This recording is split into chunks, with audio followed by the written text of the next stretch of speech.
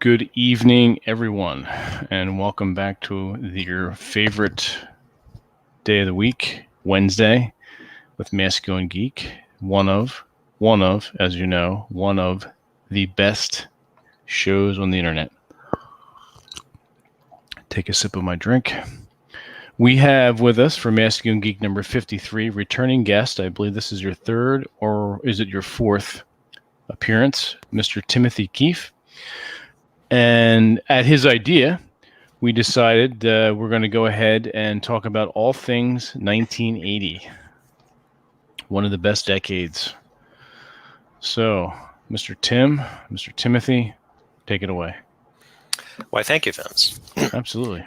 So I have convened the illustrious panel to discuss, as Vince had said, the 80s, one of the best decades in my life, of course, because it was my formative years, as it was Vince's and Rob's, TJ's. I don't even think he was a thought then. Here's the thing. I grew up a lot on 80s culture well after the fact. No. Hang on. To be fair, that doesn't count as much as ours does. So, just to be fair. I didn't say it counted more or the same. I'm just saying that I grew up on a lot of 80s culture because I grew up in the early 90s and a lot of that overlapped. So, I was watching Star Wars 10 years after it came out, but, Okay, well, to concede TJ's point, there is a good portion of the 80s music and movies that I enjoyed after the fact, both in the 80s and in the 90s, because, way back in the 80s, you didn't have the internet, you didn't have streaming music, so it was not the kind of thing where if you, in particular for 1980, 81, 82, around that time frame, there's a lot of music that I had never heard of because I never heard it on the radio and I wasn't shopping for music or I didn't get it as a gift and I didn't play it. So I didn't know that it existed until some years afterwards. Now, my list that I have is and a good portion of that is just music that I listened to later. And also a good portion of it is I certainly remember it from about 85 on because that was the year I started high school. And MTV, of course, which we could mention in the course of this, is instrumental in really getting a lot of that music out there that you would not have otherwise heard on the radio. Correct. Very true. So speaking of MTV, here's a fun fact. So can anybody tell me, well, first of all, can anybody tell me when MTV went live? What year was it? Was it 80 or 81? That I don't know, but I have a feeling I know what you're leading up to, though. What am I leading up to? What was the first video ever played on MTV? Well, okay, so let's put a pin in that. So according to Wikipedia, August the 1st, 1981 was the first year that MTV went live. Now, Rob, what is the first video that was played on MTV? Oh, Nick already beat me to it. It's Video Killed the Radio Star. By whom? That one I don't know off the top of my head. The Buggles. The Buggles. Yes. Video Killed the Radio Star. Yes. Yep. Yes. Now, Video Killed the Radio Star. Yeah, you probably heard it, and everybody can look it up on YouTube now. Yeah. Look it up. Yeah. Also, here's another fun fact. The MTV Top 20 Video Countdown was important in the 80s. Can anybody tell me what year was it introduced?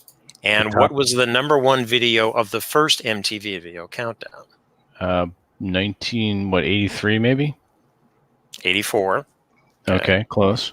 And what was the very first number one video of the first MTV Video Countdown? Probably had something to do with Michael Jackson or something. That's what I'm thinking. Michael Jackson. Nope, it's not Michael Jackson. Wow. Here's a hint, Rob. It took place in your neck of the woods.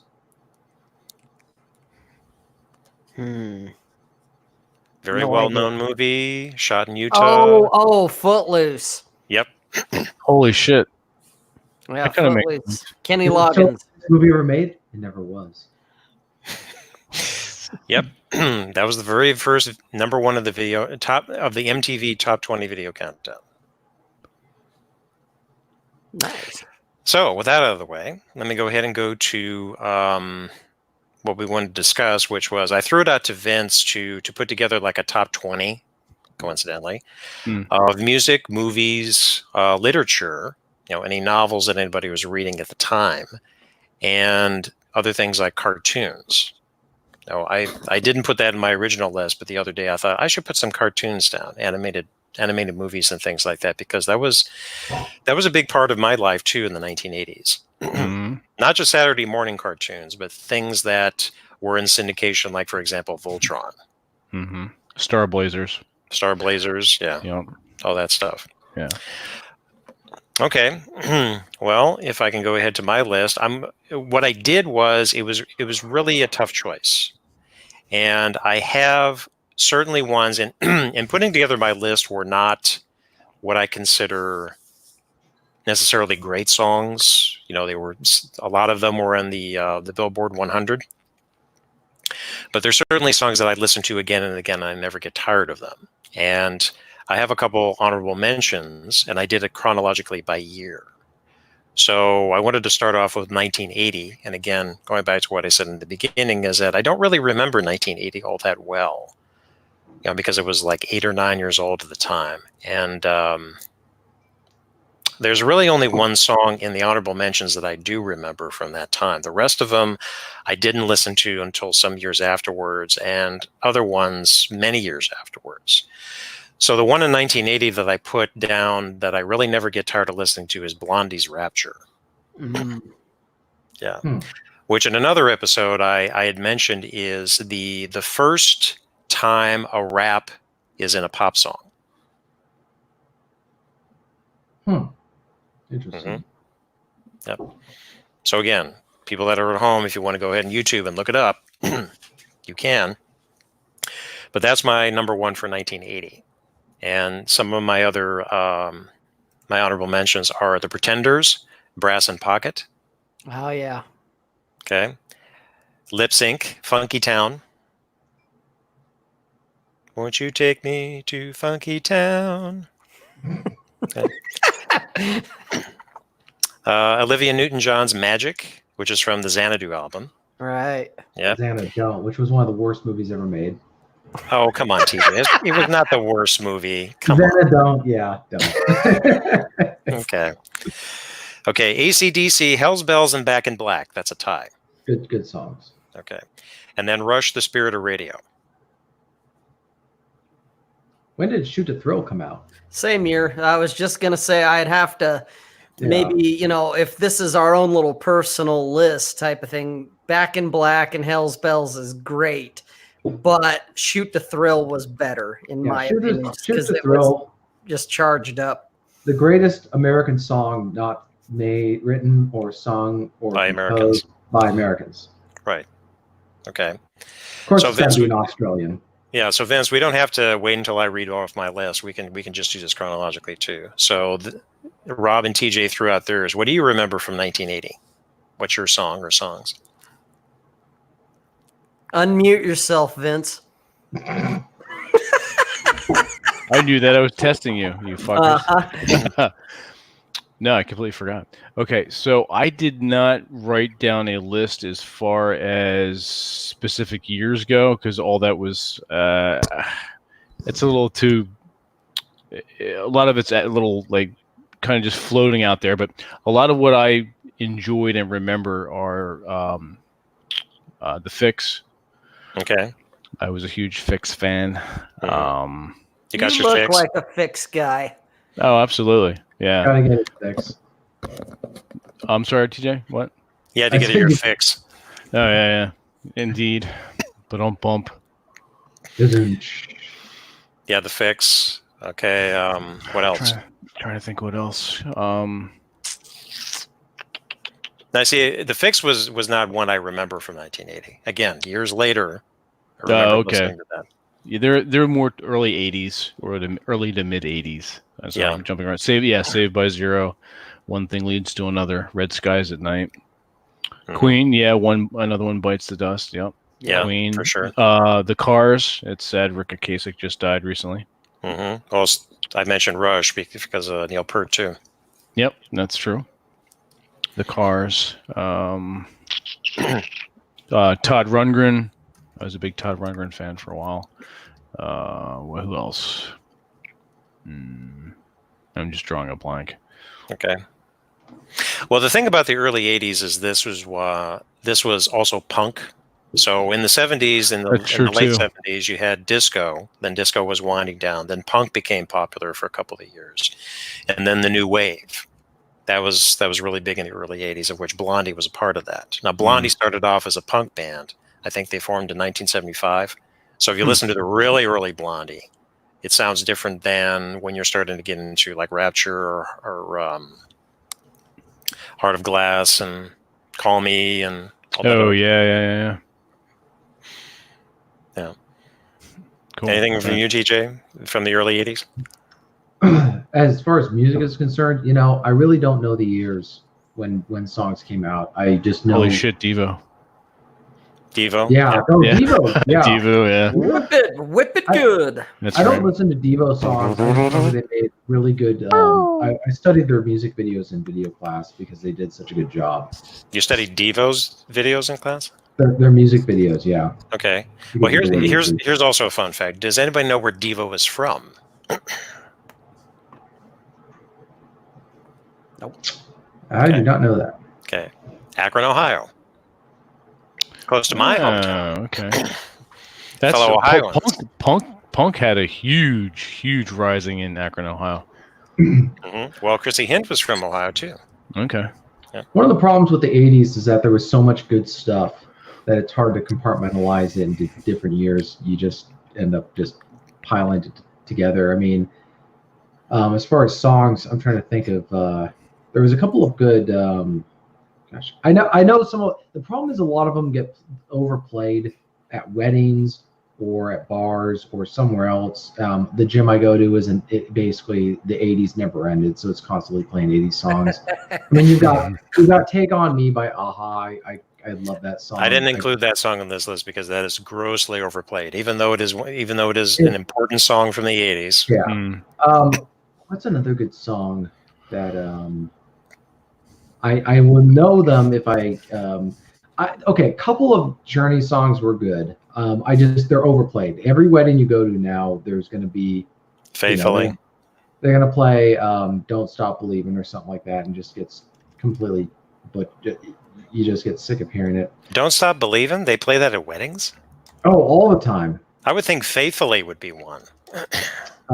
What's another good song that gets played a lot? We're Not Gonna Take It by Twisted Sisters. That's a good song. Yeah, that's late '80s. Yeah, that's more mid-'80s. I was about 85. There's a couple of good songs. Okay, yeah, you're right, Rob. The soundtrack to Better Off Dead, which was one of John Cusack's really early films. There was one good song.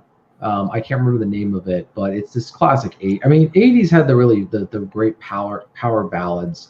Mm-hmm. And then of course there was Peter Gabriel, right? Yeah. Who was a very, very original. In my opinion, his songs were very original and just different. Mm-hmm. So I listened to them after he was with Genesis, of course. Yep. Right. All right. Well, let me go to 1981 then. All right. So the one that stands out for me for 1981 is The Police, "Don't Stand So Close to Me." Oh, yeah. Yep. Which is a Lolita-based lyrics. Yep. Yes, it is. Yes. Probably couldn't be written today. Nabokov. No, certainly couldn't. Most of the '80s couldn't be done today. Probably 85%. Same with the movies. Yeah. Yeah, same with the movies. Okay, so then my honorable mentions, I have a lot of them, are Devo, "Whip It," of course. Rick Springfield, "Jesse's Girl." That's a pretty good song. Okay. Dolly Parton's "9 to 5." Holy shit, yeah. Okay. Juice Newton, "Queen of Hearts." Mm-hmm. Pat Benatar, "Hit Me With Your Best Shot." Oh, yeah. Oh, Heart. They were alumni of my high school. The two girls. They went to my high school. The Wilson sisters. Yeah, the Wilson sisters. That's right. They were from Seattle. "Crazy on You" is a good song, and then also "Barracuda" is a good song. But that's 70s. That's not 80s. Oh, that's true. Okay. Side note, I will be brief. if you watch the music, if you watch one of their concerts, there's a guy who's dressed just like Luke Skywalker. Here's what's crazy: that concert came out before the movie did. Really? Yeah, go watch it on YouTube. You'll find it. One of the guitar players is dressed just like Luke Skywalker on Tatooine. It came out before the movie. So, and do something that we did. Yeah. And the side note. Okay. So Styx, Too Much Time on My Hands. Yep. How about Mr. Roboto? That's later. Nah, that's another one of those grossly overplayed ones.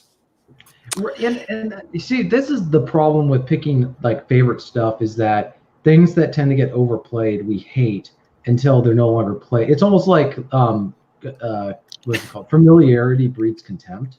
When you hear it so often, there's some songs I heard every single day when I was in a retail store. So whenever I hear them, I get like PTSD because my experiences at retail store was not that great. So I just think about all the, like whenever I hear Creed's Overcome, because they used to play that all the time, and then there was some Taylor Swift song that just makes me want to gouge my eyes out.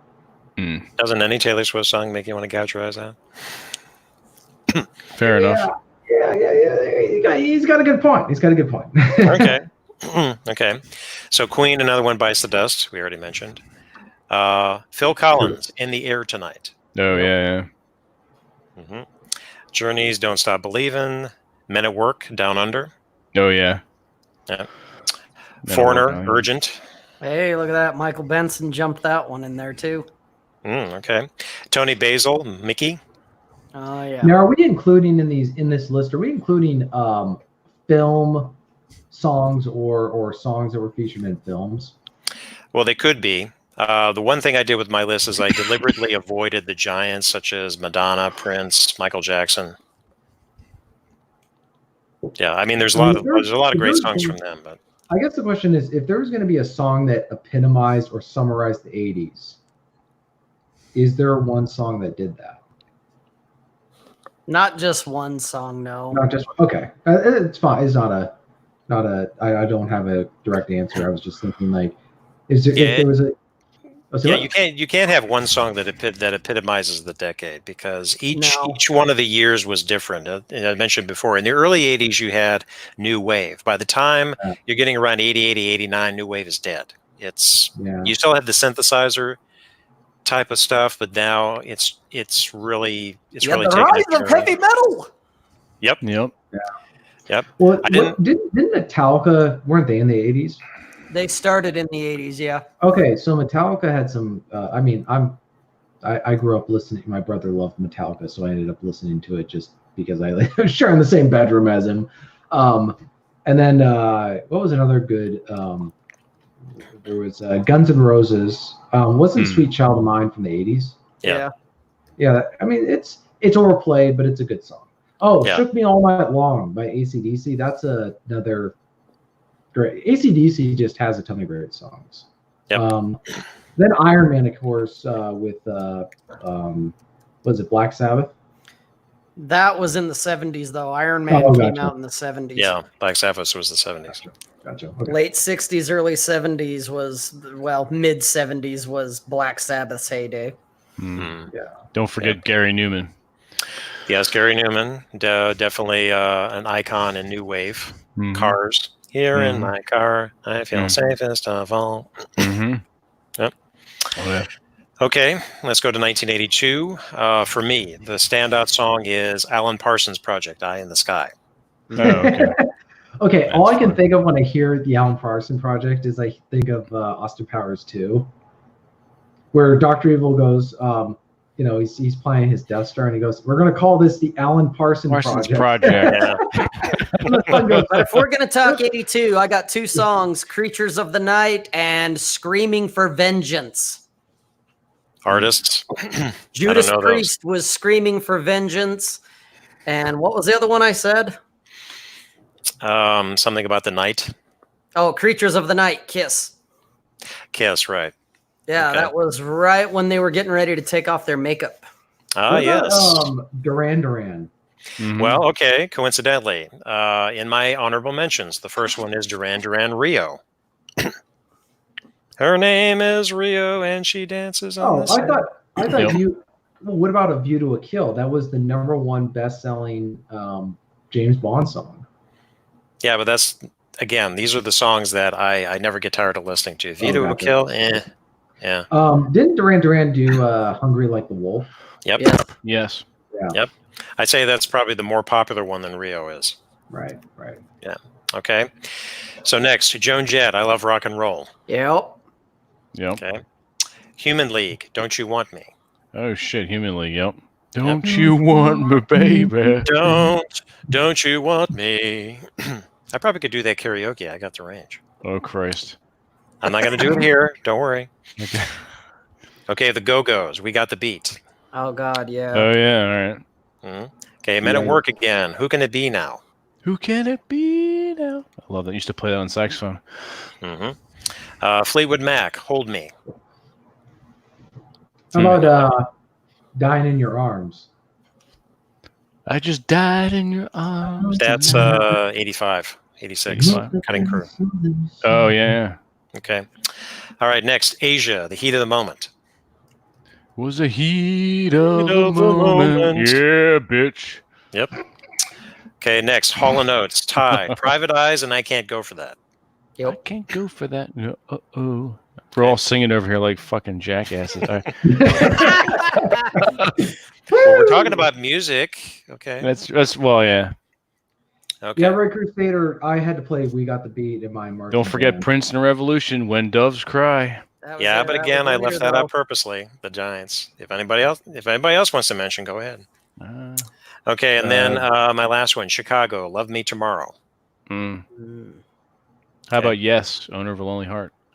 That one I is think that's 84. 80 yeah, I was gonna say 83, 84. Are we still on 83 or 82? No, we're on on 82. 82. What the fuck? Let's step this up.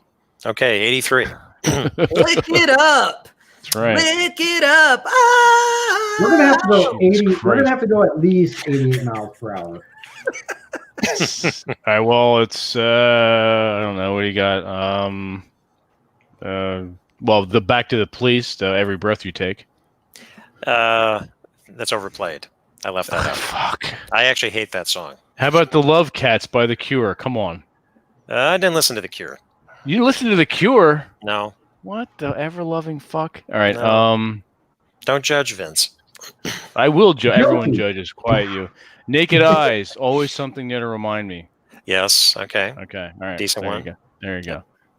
Rob, how about you? You got any metal ones or? Lick it up. That's what came out in 1983. That's Okay. this. Horseman, from Metallica off of Kill 'Em yeah. All. Okay. Oh God, what else can I think of off the top of my head? I want to say, was that the year or was it 82? For those about to rock. That's actually 86. No, Holy shit. no. For those about to rock came after Back in Black did, and it was the very next album. So that was like 82, 81 actually. I bet you it isn't. Oh, I don't know. We're gonna All have right. Go Google it, you fuckers. Those about Jesus to Christ. rock. For those about to rock. Okay, you're right, Vince. 81. Or sorry, you're right, Rob. 81. You get the cookie. You get the cookie. Okay, so it's moving right along. 1983. Okay, so the top ones that stick out for me, there's 4 of them. Actually, five. So first, Toto, Africa, and I Won't Hold You Back. A tie. All right. Okay. But Never get tired of listening to Africa. Yeah, I mean I agree. It's just funny that that's one of the songs that gets played over and over. Toto, Africa. That's Yes. another one of those songs that just. It does, but I agree with Tim. That doesn't get old. Mm-mm. Right, it's a good song. No. Agreed. Heard a cappella is really good too. What was that?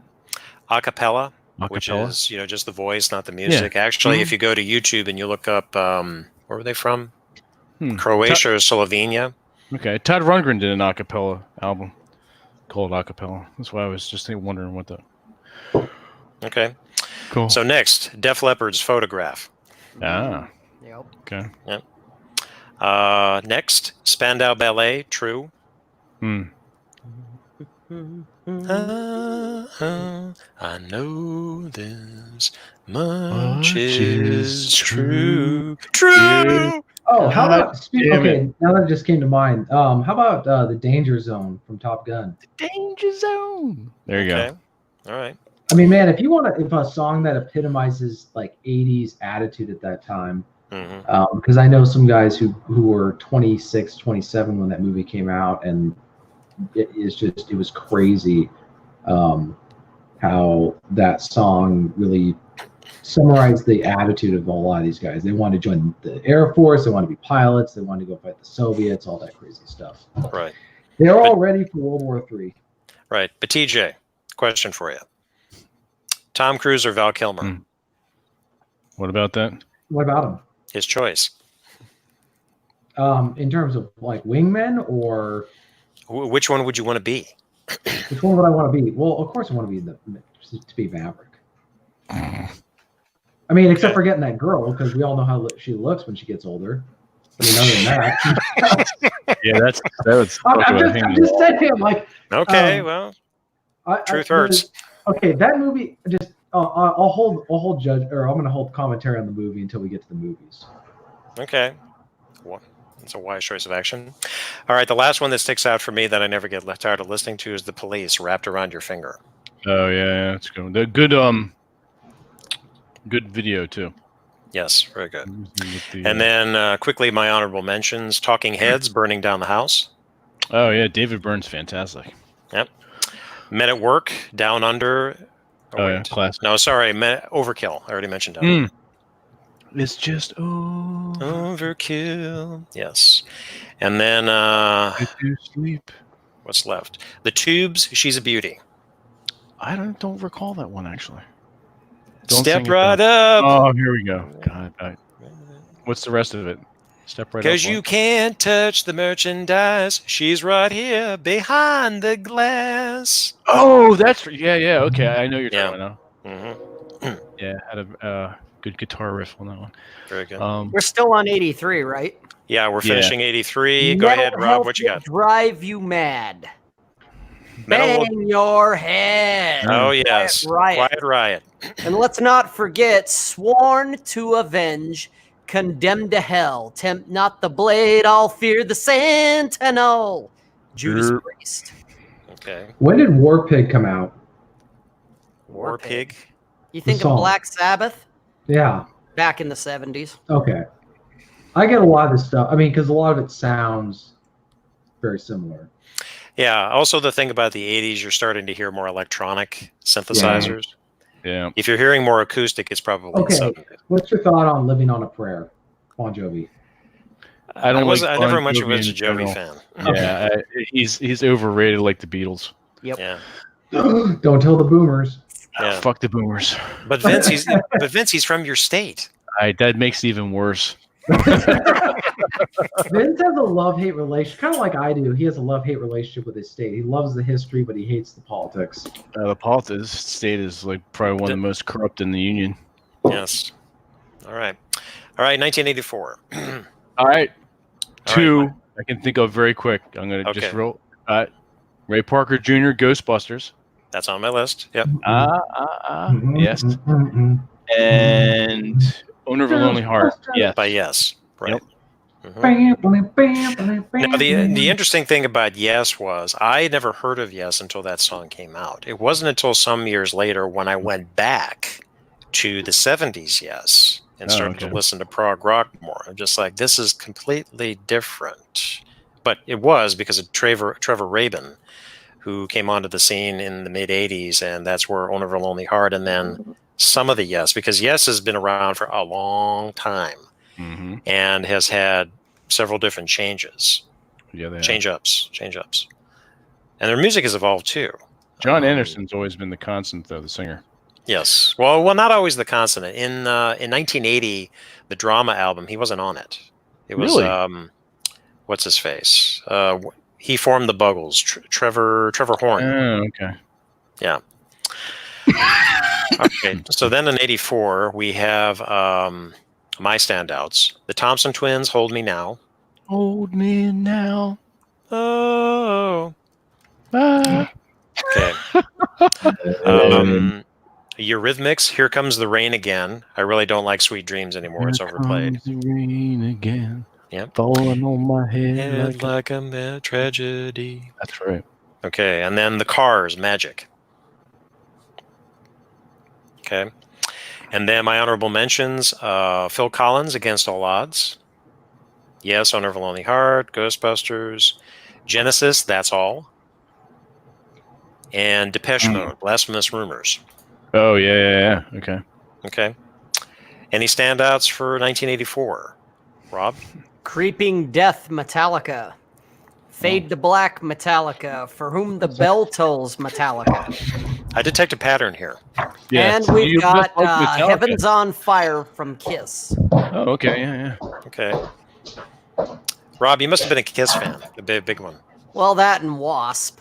Okay. So.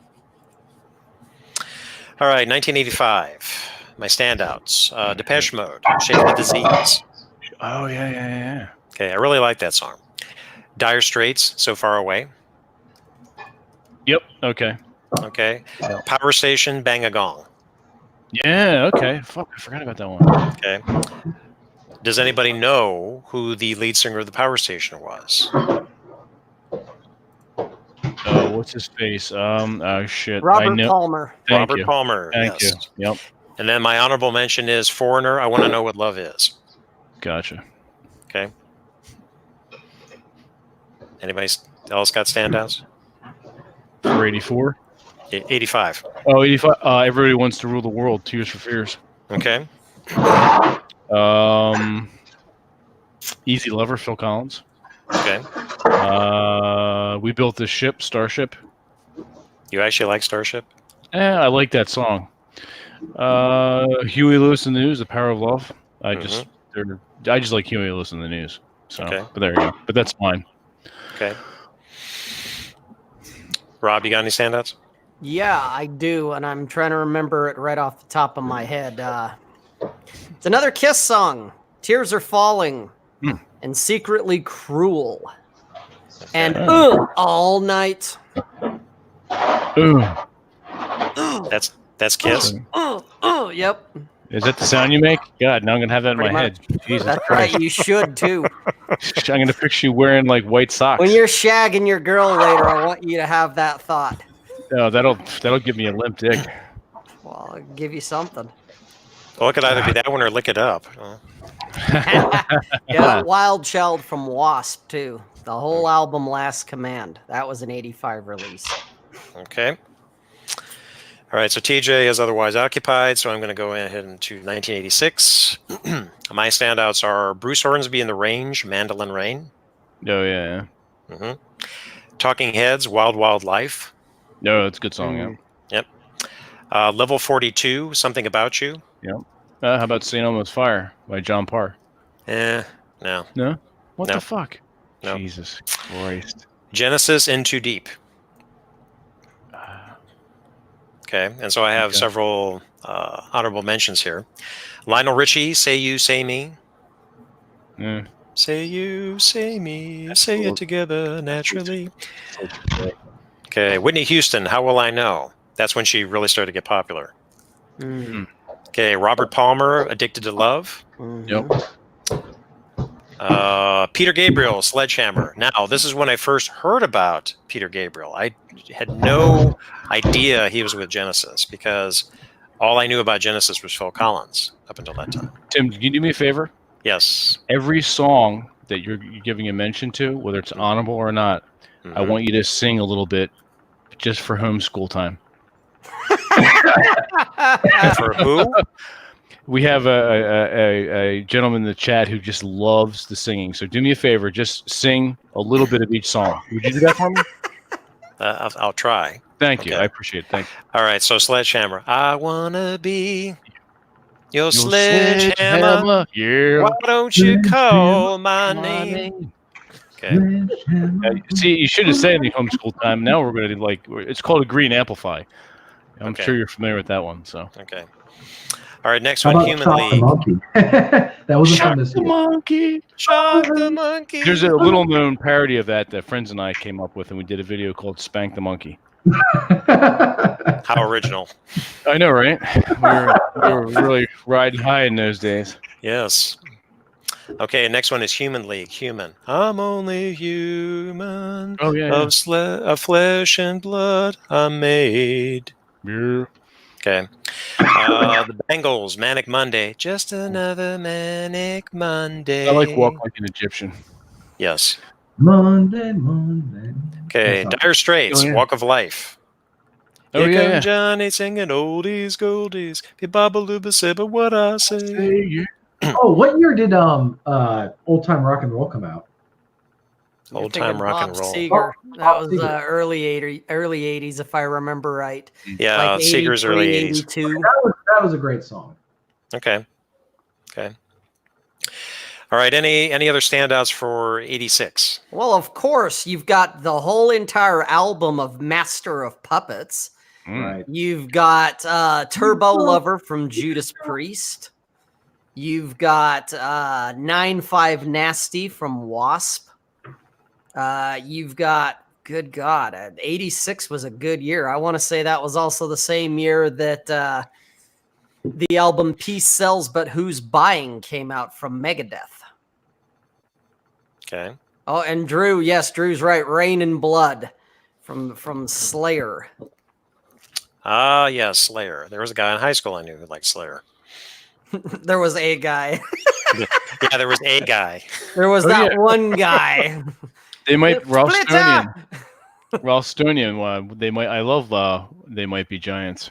Particle Man. Come Okay. on. That's not. Whatever. Don't know it. So You don't know Particle Man? no, sorry, Oh, Vince. fuck.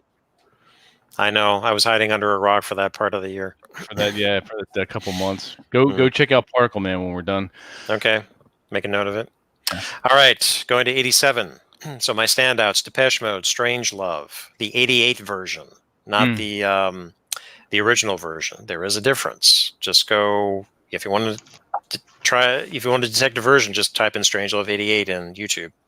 Strange love, strange highs and strange lows. Strange love, that's how my love goes. That's right. Okay. All right, Bengals, Walk Like an Egyptian was 87, not 86. All right, whatever. All right. What else came out in 87? Oh, wait till we get to it because I have it here in a cassette single. Okay. Wang Chung, Ty, everybody have fun tonight and let's go. Yep. Everybody now. Everybody have fun. I have tonight. that 12-inch that 12-inch album. When did Huey Lewis and the News do their songs? Or do you think 80s. they were overrated? When did they? I think it was 84, 85 is when he started to Right, get but popular. The Power of Love came out for the Back to the Future film, so that was 1985. Yeah. We've already mentioned that. Oh, But sorry. when was that one a Okay. new drug? I think that was 80. It's 86, I think. 86, yeah. I think, yeah. Okay. All right. Another standout. Genesis, Land of Confusion. Oh, that was good, especially the puppets in the video. Yes. Yep. Spitting image. Spitting image. This land of confusion. Okay. And another standout, the Pet Shop Boys. What have I done to deserve this? What have I? What have I? What have I done to deserve this? What have I? That's a good one. I have that on a 45. Okay. Oh, Vince, you want to explain to the youngins what a 45 is, in case they don't know? A 45 is a very small record, about the size of a small dinner plate. A vinyl record. Why is it called a 45? Because that is the speed upon which it turns. Very good. What is the 5 revolutions per minute? yes? Yep. What is the large record called? 78 is the large one. Okay. I have 70. And 33 and a third LP. Yeah, that's the long play ones. Okay. How many revolutions does an 8-track make? 8. All right, It's really- No, that's how many tracks are on an 8-track. I know, Rob. I'm kidding. All right. Thanks, So let me Dave. go to my honorable mentions. Crowded House. Don't Dream It's Over. Mm. Don't dream it's over. Hey now. Hey now. Okay. Oh, that's a good song. It is a good Yes. song. Especially You too. With or without you. With or without you. Mm. Quick With question, or without you. another when did Drift Away? overrated band. When Yes. did Drift Away come out? Was that the 70s? When did Drift what? Away. Yeah, that song Drift Away. Give me the peoples and free my That's soul. 70s. Yeah, 70s, okay. yeah. 77 or 78, I think.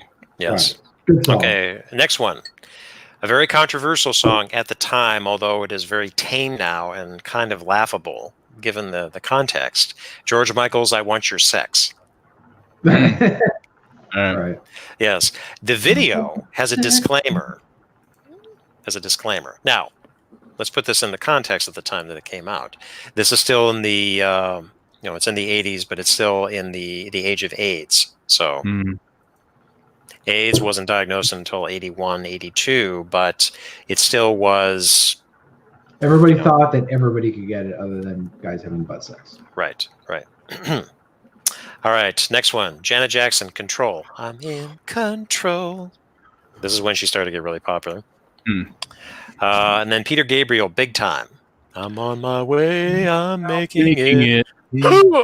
That's right. Do that again. That's right. I like it. Okay. Any standouts, guys, for 87? Yeah, of course. You've got Of course, the Rob. album. There's Kiss, there's Slayer. Well, there's them, but there's Anthrax with I Am the Law and NFL Evil Nicafessin. Come on. What did you call Come on. Yeah, All right. Evil Nicafessin. Look that up, Vince. Evil Nicafessin. Okay. Yeah, back That's with important to nice know. fucking life. Have them look it up. Okay. TJ, Yeah. does anything stand out for 87? I don't really, like I said, I don't really keep track of by year. I just think about TJ's songs. still in the 70s somewhere. He keeps pulling them out of his It's not the ass. 70s. I'm like, I think of all these great songs, but He's thinking of 78, not 87. Yeah. He's got it backwards. His dyslexia. Summer of '69, but I Hmm. don't know if they came out that year. I don't. I haven't really kept track of what year they came out. I just. Who sang Summer of 69? I should know because I listen to that song, all the time at the gym. I don't know. Bryan Adams. That's right, Bryan Adams. Yes. And he was not referring to 1969. He was referring to something else. Okay. I'll let you fill in the blanks. All right. Let's go to 1988. Again, from about 85 to 89 is when I really started to, because of MTV and VH1, because I was watching music videos. This is how I know these better than what I did in the first part of the decade. So in 88, my standouts are Sting, Englishman in New York. Oh yeah, that's good. I really like that one. That's probably I don't particularly care for Sting anymore, but that's one of the very few songs that I actually really like, and I don't get version of that one is very good too. All right, definitely a standout one for me. Escape Club, Wild Wild West. Living in the Wild Wild West. Yep. Okay. And it's funny because part of the lyrics are heading for the 90s, living in the 80s. Yep. Yeah. Okay, next one. UB40's Red Red Wine. Oh, classic, yeah. Yes, which is a cover of an original reggae song. Red Wine. Neil Diamond also, in his early days, did a recording of that. Yes. Oh, are we not going to talk about Neil Diamond? Sure, we could talk about Neil Diamond. There's America, which is from about 81, 82, but I'm not a big Neil Diamond fan. So I'm actually a pretty big Neil Diamond fan. Okay. Yeah. Cool. There are two types of people in this world: people who like Neil Diamond and people who don't. True. I like Neil Diamond. We're all on the same page. You never picked me as a Neil Diamond fan, TJ. So Sweet Caroline is overplayed. I never really grew up listening to that. I grew up listening to, and I really appreciated some of his early songs from his earlier albums. There's also America, which was from the film The Jazz Singer, which itself was a remake of the film. So.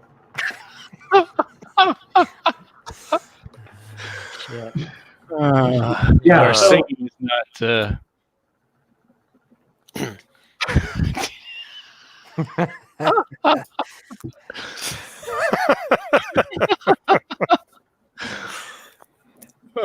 TJ is speechless. He is, yes. Well, I'm not quite sure if he's saying that's like he can't remember the years of songs that were released last year.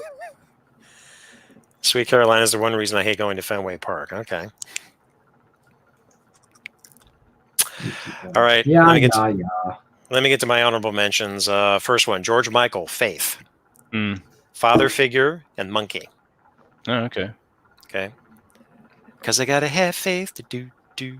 I gotta have faith. Father Figure, definitely a good one. I will be your father figure. Put your tiny hand in mine. And Monkey. Why can't you do it? Why can't you set your monkey free? Okay. All right. Let's see. Terrence Trent D'Arby, Wishing Well. Oh yeah, I forgot about Terrence. Yes. The World According to Terrence Trent D'Arby was his debut album. Okay. Hey, you guys Next. sing part of the song. The what? You have to sing the song for. Oh, that's right. Sorry. Kissing like a bandit, stealing time underneath the sycamore tree. All right, don't do that. Okay, next one. Robert Palmer, Simply Irresistible. Simply Irresistible. Dun, dun, dun, dun, dun. Okay. Next, Information Society. What's on your mind? Oh yeah. I want to know what you're thinking. Pure Energy. Pure Energy. With the samples from Star Trek with Spock. Yeah, that's the best part of it. Okay. If Aaron is listening, they're from Minneapolis. Aaron is. He'll be catching the replay later. Aaron's flying the Chicken Express. Okay. If I mention that, he's probably going to say, God, don't mention those motherfuckers. Probably. I'll bet money on that one. All right, next one. NXS, New Sensation. New Sensation. Yes. That's right. The extended version is very good. Okay. And my last one, Tracy Chapman, Fast Car. You get a fast car. I got a ticket to get us out of here. All right. Okay. Okay, Rob, anything from 88? Let's see. Wasp, of course, Kiss. there's Justice for All from Metallica. Metallica, all right. There is the quintessential song, which they could not do now, but the song called 17 from Winger. Could not do that song today. What's it Daddy about? says she's too young, but she's old enough for me. Oh. Yeah, it's all about a guy getting up with a girl who's only 17. That's right. Mm-hmm. Daddy says she's too young, but she's old enough for me. Yeah, you couldn't write that song today. Yeah. So, well, at least she's not 13. Alec, it's crazy. That is exactly what I had to listen to on the cassette tape when I was a kid. We had the Beach Boys and we had Neil Diamond for driving 1,000 miles in a day. That was what we had to listen to. So a lot of those songs I both know by heart, and when I hear them, I think of being in a minivan seated next to my kid brother that I wanted to elbow in the face while we went through about 6 different headsets and 3 Walkmans. Okay. Nice. So what is your favorite Beach Boys song, TJ, coincidentally? Oh, good question. I'd have to say God Only Knows is probably my favorite Beach Boys song. But that's for personal, sentimental reasons. But Good Vibrations is by far one of the most sophisticated songs that was ever made, produced at the time. Don't worry, baby. John B. Sloop John B. Yeah. Not Johnny B. Good Vibrations was what was the other song? My little what was God? They made a lot of good songs. I mean, in my opinion, they were far better than the Beatles, but that's absolutely hands down. I'm now blanking on some of the songs that they had. There was "Don't Worry, Baby," which was a really good song. They didn't do a very good job with some of his songs. It doesn't translate well. No, they did good when they were doing theirs. There was a couple. I was trying to freaking think of. I have all their CDs, some of their great CDs. Well, let's put a pin in that one. Yeah. Okay, so let's get to 89. Hang on a second. Youth Gone Wild. All right. 1988. Frankie Goes to Hollywood. Relax. That's right. Relax. It's the cassette single. Just do it. Yep, that's right. So when you want to come. That's exactly. Down, down, down. All right. That's right. Okay, let's go to 89. All right, the one that sticks out for me, Fine Young Cannibals. She drives me crazy. Oh yeah, yeah. hmm And then my standouts, or sorry, my honorable mentions are Roxette, The Look. That's when I started to get interested in Roxette. Yep. Mike and the Mechanics, The Living Years. Kind of a Oh, sentimental that's a good song. That's Yeah. it's very sad too. In the living years. Okay. What about Uptown Girl? Well, I left Billy Joel out for a reason because he's one of the bigger ones. But yeah, there's a lot of good Joel songs in there. I don't listen to him much anymore. He's been there. Yeah. Yeah. Actually, that was the #1 song apparently. When you talk about sophisticated songs, TJ, We Didn't Start the Fire. That was a good song. Yeah. Yeah, because of his wordplay in going through history of a couple decades. Yeah, definitely. All right, so then we have Young MC, Bust a Move. Just bust a move. Shit. Yeah, I forgot about that. Okay. Damn. Paula Abdul, Straight Up. Now tell me, don't you really want to love me forever? Oh. Sing it. Are you just having fun? That's right. Okay. And the last one, Enya, Orinoco Flow. Oh yeah. Okay. Yeah. But I listened to her more in the 90s. I had heard the song from 89, but I really didn't pay much attention to her at the time. Don't forget Wild Thing, Tone Loc. Wild Thing, yeah. Yeah. Okay. Rob. Yeah. Any standouts from 89? I'm surprised nobody's mentioned the Beastie Boys. Yeah, I mean, I like the. I for a while when I was in high school, I was really fascinated with rap, and I was reading a lot about it and just the history of it and how it really came out in the 80s. It was very underground for the most part. There was the Beastie Boys, Fresh. right, and then MC Hammer came out in the early 90s, but that's Fat Boys. Well, you got Skid Row with Youth Gone Wild. I Remember You. Yeah, that was all in 89. Rob, you haven't mentioned Aerosmith at all either. Aerosmith the reason why. big ones. Okay. Aerosmith is one of the big ones to me. Yeah. Anything for you, Vince? 89? Trying to think. Bat Dance, Prince, that came out with the movie. Yeah. That was cool.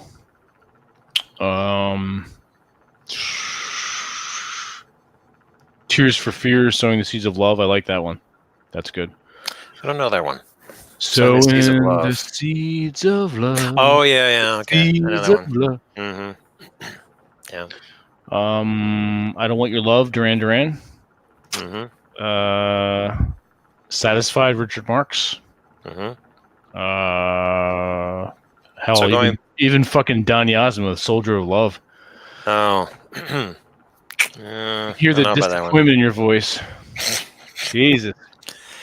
So from 88, just backing up a minute, is when Milli Vanilli came out. Well, it was not real. They were just yes, they were, TJ. They're just as real as wrestling. Lip syncing fucktards. They were real people. They just weren't the real voices. Yeah. Then they came the real Milli Vanilli. Wasn't there a Simpsons episode where the kids are pretending to sing, and it's kind of the same thing, where the name of their band or what they sing is like Join the Navy spelled backwards or something like that, but it's basically the same dynamic. Well, it could be In the Navy. That's the 70s. Well, yeah, I've been saying like there's a Simpsons episode where the 4 kids are singing and they realize that they actually can't sing because then they cut off the mics or whatever, and then they sound awful or something. Mercifully. Okay, so that's it for music in the decade. Now let's go ahead to movies. All right. So I have these by year chronologically, but we can talk more about the movies, I'm sure, than again the songs. So in 1980, the standouts. Now I remember the movies more than I do the music because I was watching more movies than listening to the radio. All right, for 1980. So my list includes The Shining, Empire Strikes Back, Airplane, Caddyshack, Flash Gordon, 9 to 5, and Popeye. What year was this again? 1980. 1980. Empire Strikes Back. I thought. Oh, never mind. Return of the Jedi came out in 81. Sorry. 80. Okay, this is a personal favorite of mine. Was Mr. Mom with Michael Keaton. That's a family favorite, and it's actually really funny. It just the 80s was a very interesting 1980 because that was still in the middle of the recession, and it still had that leftovers from the 70s. Yeah. If you haven't seen Mr. Mom, I think everybody should go. You should go get it, or at least find a way to watch it. I think I've seen it, but it's been many years. The 80s is when Michael Keaton was starting to get popular, particularly for his comedy. It wasn't until later that he made the transition. Same thing for Tom Hanks. You know, the 80s was Tom Hanks's comedy decade. Right. Then he made a switch into serious roles. Mm-hmm. Yeah. So yeah, I think that I agree with your list. Part of it is like there's really good films that come out, and then there's films that you personally really like because of whatever it is. I mean, there was also the Blues Brothers for me. Yes. No, fuck the Blues Brothers. There's fucking fuck. What? No, fuck the Blues Brothers. That is the worst fucking movie on the planet. But they were on a mission from God, Vince. We're in a mission from God. Shut the fuck up, Dan Aykroyd. Fuck.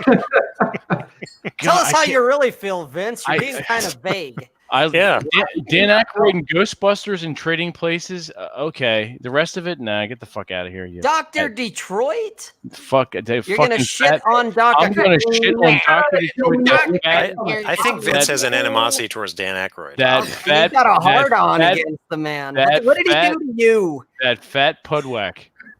He wasn't back in the 80s. He wasn't a fat pudwack. He was a pudwack. Tires, cop shocks, and it'll get good on unleaded. So what do you say? Is it the Bluesmobiles? Oh, okay, never mind. No, what did you think of the big red one? What? The big red one? Yeah, they came out in 80. It's been a while since I've seen that. Did it come out in 80? It did, 80, yeah. Yep. Okay. Along with Raging Bull and I never Elephant Man came out in the 80s. That was a good movie. Which one? The Elephant Man. Yeah, that's right. David Lynch. Yep. My family really liked this film. I never really got into it, but they made me watch it. Ross Stoney and I love Back to the Future. That came out in 85. 85. I know. Yeah, there was a film that came out in 1980 that my parents, just as a kid, I ended up watching it because they loved it, but it's called The Gods Must Be Crazy. Oh, yeah. With the cult classic. Yeah. And then Cannonball Run, but I like the Cannonball Run. I can't watch it now because it's silly humor. But when I was younger, I really liked Dom DeLuise and. Dom DeLuise is fantastic. Yeah, Cannonball Run and shit. Yeah, and I'm gonna interact with the chat a little bit. Your planes, trains, and automobiles. Yes. That's late 80s. Yeah, coneheads can fuck right off too. Fucking gay. I can't believe no. It really bothers me. Apparently, Dan Aykroyd fucked your sister or something, Vince. Because she's a conehead. My non-existent sister. Yeah. She's a conehead. Your mom or something. God. No, there's something about it that rubs me the wrong way. I can't. It's just one of those things. I love them in Ghostbusters. Though. It's fantastic. I just don't understand how you can not like the Blues Brothers. Because he doesn't like Dan Aykroyd, TJ. He just has a visceral hatred towards him. That's okay, TJ. I hate half the shit you like too. So go ahead and figure. I don't know what. Start naming shit. I can tell you, I like it or hate it. Gentlemen, could I get to the next year, please? 1981. Yeah, let's get it. All right, 1981. Raiders of the Lost Ark. Yes. Yes, absolutely. A foreign film, Das Boot. Yeah. Marine, yeah. Mm-hmm. Long as fuck, though. You wind up falling asleep. Yep. You have to do that in 2 sessions. Yes. For Your Eyes Only. Oh, dude, that was one of the best Bond movies ever. Oh, we're going to beat off the Bond now. Okay, here we go. No, I'm just saying. If you're going to watch it, it's probably, in my opinion, it's probably the best. I would argue it's one of the best Bond films. That needs to be your next article for Masculine Geek. Beating off the bond. That's Beat right. off You're the- not a real geek if you ain't beating off the Bond. Well, no, I'm just saying, like, Because everybody, they all start jerking off over James Bond. I fucking can't stand. We had James an idea. It's funny you should say Chariots of Fire Chest, and we forgot to do it.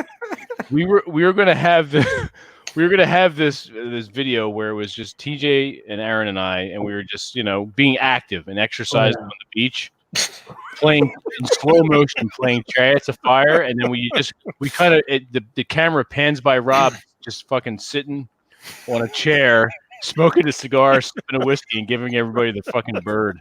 Yep. Fuck you guys. I'm here to relax. Yeah, having said that, For Your Eyes Only is probably, if you're going to pick a good Bond film to watch, pick that I one. agree, If TJ. you want to beat off the Bond, beat off the this one. Make sure you beat off the Octopussy. All right. That comes later. Yeah, Just beat off the Bond with Bond tactical soap. Yeah. Rob, just remember the world is not enough. Gotta beat off for that one What's too. the problem with Bond?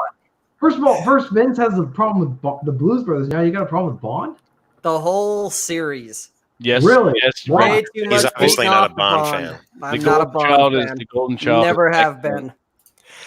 All right, back to my list. Let's move on. Let's get past it. Let's go. Come on, let's move on. All right, Time Bandits. Yes. Oh, so good. So Yes. good. The Great Muppet Caper. I didn't see that. Oh, that was with what's his name? Muppet. Kermit the Frog. Yeah.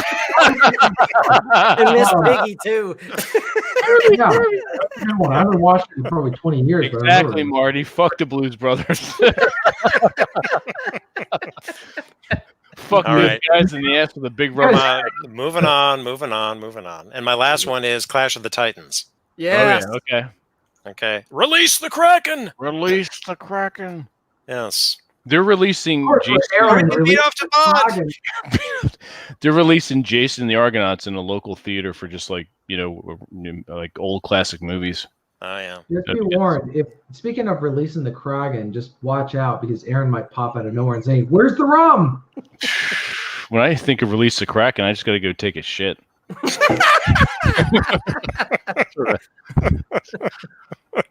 It's, Oh. We're All right. devolving. Let's go to 1982. I was 12 years old.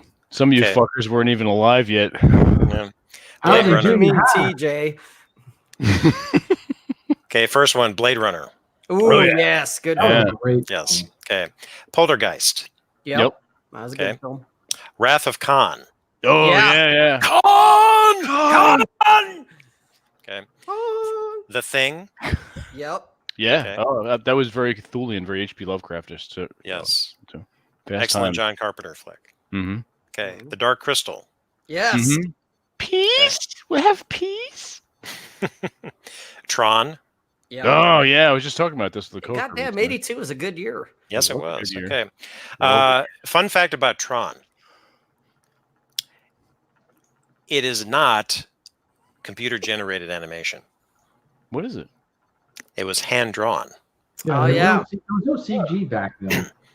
There was CG, but it was very primitive. A lot of that is hand-drawn in Tron. All right. Secret of Nim. Yep. That was a decent one. Good cartoon. Okay. And my last one, Firefox with Clint Eastwood. Ah, yeah. Okay, I gotta say, I found Firefox boring. Fireflux? Well, that's What? okay. You're a Bond guy, so your opinion doesn't matter. TJ, please tell us why you found Firefox boring. It was kind of the same thing with I love Where Eagles Dare, right? Saying it's Clint Eastwood movie, but it's just a very, very long film, right? And so I feel like it could have been shortened a little bit. That's just my only contention. Like I like the premise, the kind of same thing with Where Eagles Dare. It's a great film. It's just it dragged. It's kind of like also Return of the King with Lord of the Rings, where there's 13 different endings. Where we got it. It's gonna end. Secret of Nim. If you read the book as a kid, I personally couldn't stand the movie. I mean, it's a great animation and all that stuff and interesting stories, but the book was so much better than the film in terms of the story and plot that I just couldn't process why they would change it like that. But Yeah, but in Nim's defense, I mean, it's not a Disney movie. It was by Don Bluth, who was a former Disney animator, and he right, also did an American Tail, which came out in '86. right. But the thing that I like about that movie is that it's not a kiddie movie, really. No, No, It's no, got not some really. it's got It's some very- serious it's adult really dark dark. themes in Well, there. an American Tail isn't. I don't consider it a kiddie movie necessarily either. No, Dark Crystal certainly wasn't one. American Tail has a lot of stuff that I didn't get as a kid, but then I became I studied history and was older, and I was watching it with some younger relatives, and I was like, holy crap, there's a ton of adult stuff. They're not like inappropriate, but just adult concepts that I just didn't get as an 8-year-old when I was watching it. Yeah, definitely not a kiddie movie. All right, '83, Return of the Jedi, Mhm. A Christmas Story. Oh yeah. Christmas Story, great movie. Yes. Yep. Twilight Zone, the movie. I didn't see that. Other Twilight Zone. I didn't Yes. see that. Blue Thunder, Yep. Okay. The helicopter. Krull. Oh yeah, that was so bad it was good. When did Commando come out? 85. Yeah, 85. Okay. 85. And Strange Brew. Oh, Strange Brew was good. That was, Yes, that with yeah. Bob and Doug McKenzie. Take Yep. off, you hoser. Oh, don't touch Okay. me there, eh? Okay. All right, 84. Hmm. Ghostbusters, top of the list, Of course. of course. The Terminator. Yeah, Yes. great film. Okay. Temple of Doom. Indiana Jones, the second one. Yeah. That was a piece of shit. All right. Nightmare on Elm Street. Yeah, That's the all right. original. Yep. Yep. Okay. Beverly Hills Cop. Oh yeah. Gremlins. Yep. Okay. Amadeus. Very important Oh for me yeah. since I'm a That was classical music very fan. good. Yeah. This is Spinal Tap. Oh, that was a great doc. I love that. But it goes to Documentary. 11. But it goes to 11. That's right. Okay. Now, you do have one more film in mind for 1984, right? You do have another. I have a film. couple more, yes. Okay, good. Okay. Oh, Never Ending boy. Story. Yeah. Yeah. Never Ending Story. Nope. Dune. Another Yeah. David Lynch one. Was featured Sting. Yes. Last Starfighter. Yeah. Mm-hmm. That was good. And The Karate Kid. Oh shit. Yeah. Okay. about What's yours, that. TJ? Red Dawn. Red Hello? Dawn, yes. Red Dawn. Wolverines. Police Academy. Yeah. Police Academy, yeah, but Yeah. it's Starman wasn't bad. Starman wasn't bad. Another decent John Carpenter one. All right, 85. What's at the top of the list, guys? Oh, back Vince. up. Back to the Future. Dun, dun, Okay, Vince, dun. why is Back to the Future such an important movie for you? For me, Yes. it from beginning to end, it's seamlessly good. There's nothing bad about it. It felt like it was a classical film, or just a classic film, Yeah. even when it came out. Okay. I was I alive. enjoy Michael J. Fox's work. So Okay. So, how everyone many? loves a DeLorean. So Yeah. Well, that's what I was going to ask. How many of you have actually seen DeLoreans? I have. How many have you seen, Rob? I've sat I've in seen one. 3. I've Okay. seen one. Vince, I've how many have I seen in New Jersey? how At many least- DeLoreans have you seen anywhere? Over the years in New Jersey, about 4 or 5. Okay. Yep, And- and sat in one These were in museums or on the street? on the street. Okay.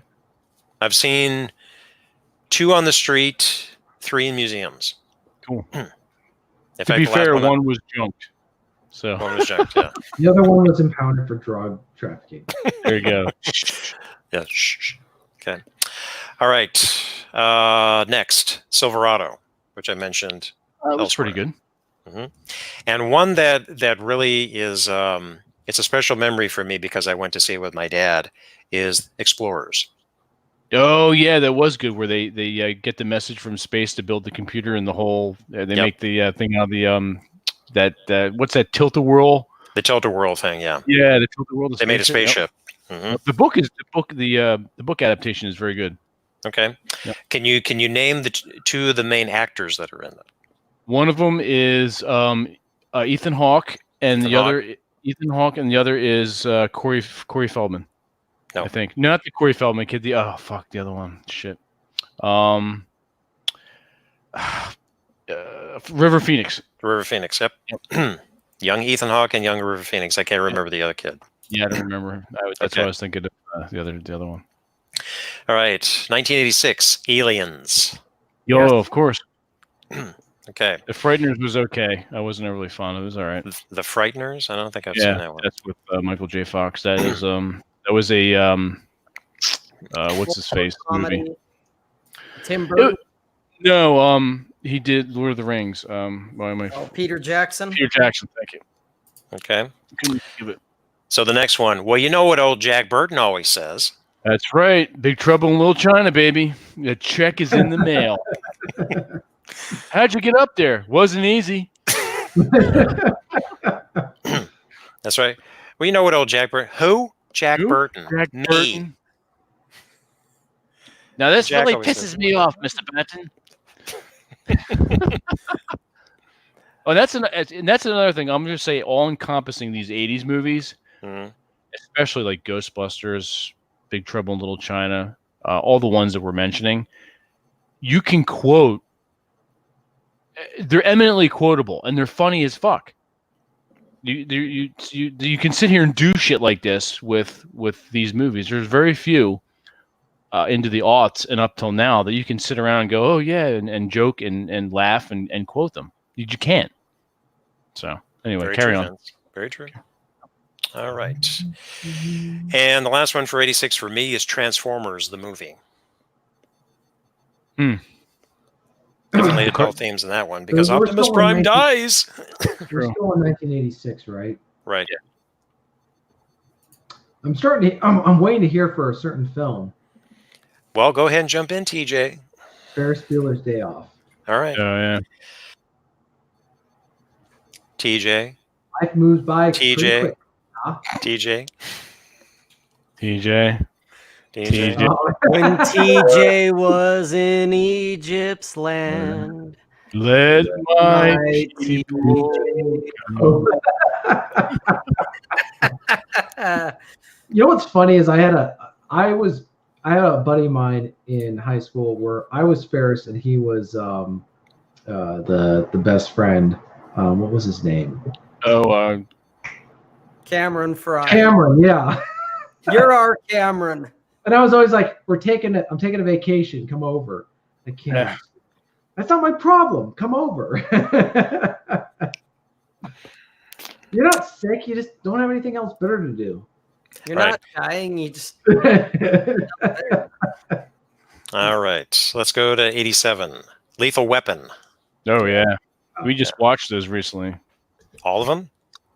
We watched the first 3 when we were at Village by the Sea. Okay. The Untouchables. Mm-hmm. That was a good film. Yes. Yeah. Best line. That's a best piece of life advice. What are you prepared to do? Yeah, that's a good Okay. line. The Last Emperor.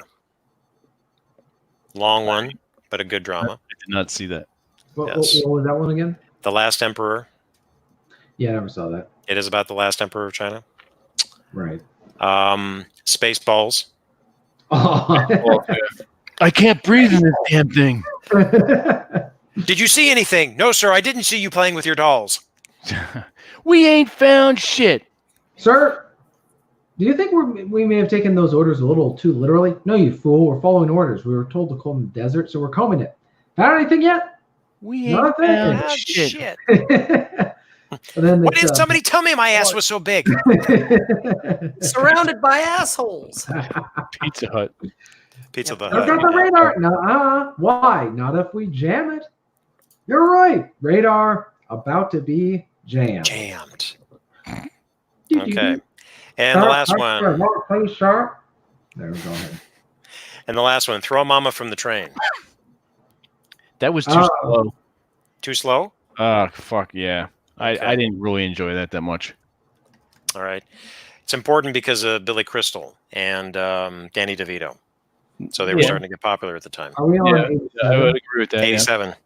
Oh, A Princess Bride. When did the Get Goonies out, get came out out. in Most 85? overrated movie of all time. No, that movie is freaking hilarious. That's right up there with Bond. We're gonna beat off the Princess Bride now. Good God. I like Princess Bride is not enough. I like Princess Bride too. That was Princess Bride is freaking hilarious. I think that word means what you think it means. Every time someone I'm at somebody's house or someone's leaving my house, it's like, have fun storming the castle. everybody gets that joke. It's one of those movies where you say the joke, and even if they haven't seen the movie, they just think it's funny. Yeah. All right, 1988, Roger Rabbit. Did not see it. That was a really interesting. You've never seen film. it, Vince? It's a pretty dark film for a cart. It's not a kid's film. No. My parents, when I was young, You want a good sexy cartoon film? Go watch Cool World. My folks wouldn't let me when I was a kid. Wouldn't let me watch it Because there's tits. No, it was just it was dark. It was just like I was 3 years old. It was a dark film. I'm not bad. I'm just Drawn drawn that I'm way. just drawn that way. Well, no. Also, they were playing patty cake. Yeah, it's patty cake. There they were. Yep. Oh. All right, next one. An important film because is it a Christmas movie or isn't it a Christmas movie? Die Hard. Of course, it's a Christmas movie. All that right. movie has so many great lines. So I'll just leave it at that. All right. But just want to throw one thing in. Bruce Willis was 33 years old when he did that movie. Really? Okay. Yeah, crazy. Does anyone know what TV show he was on before he got popular? Really popular? Moonlighting. Cheers. Moonlighting. Moonlighting. Yes. Oh, Moonlighting, sorry. I get the cookie. Yes, he gets the cookie.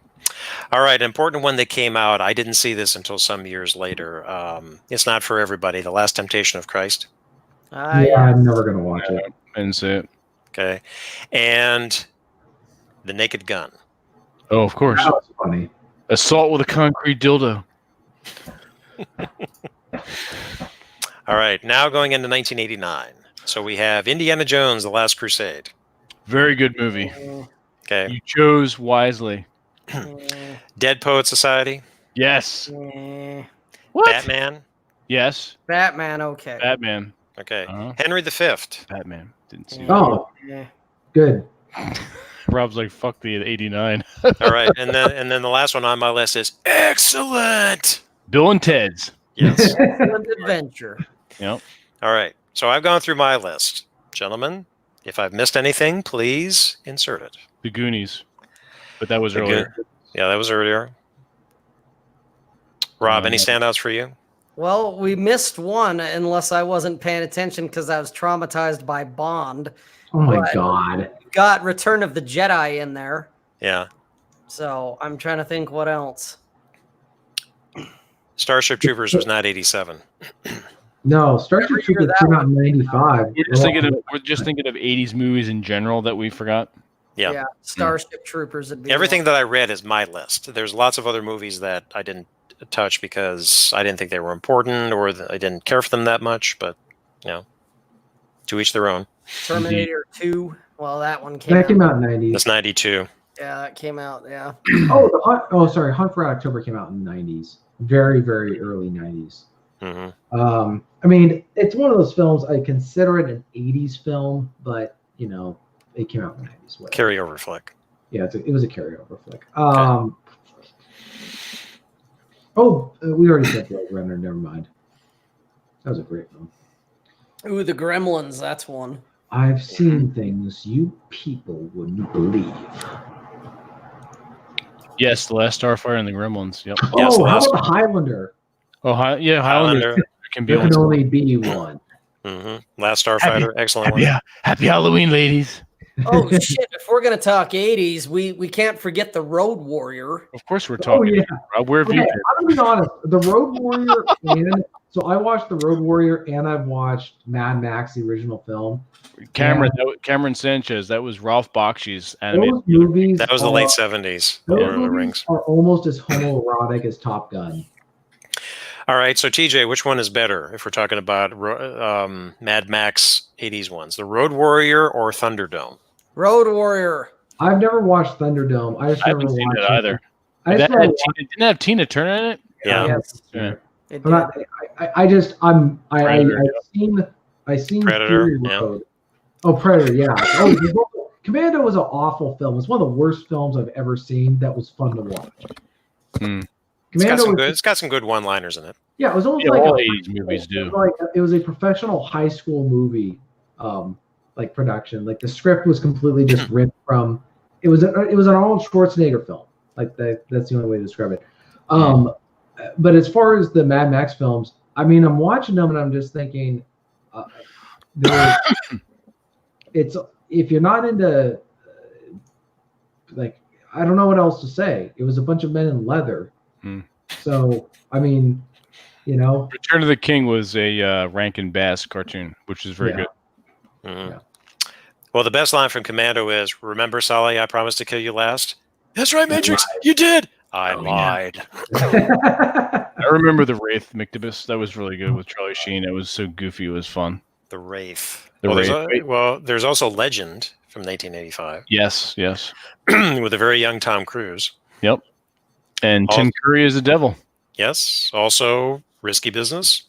Ooh, 48 Conan the hours. Barbarian was in the Risky 80s. business. Yep. Twins was pretty funny.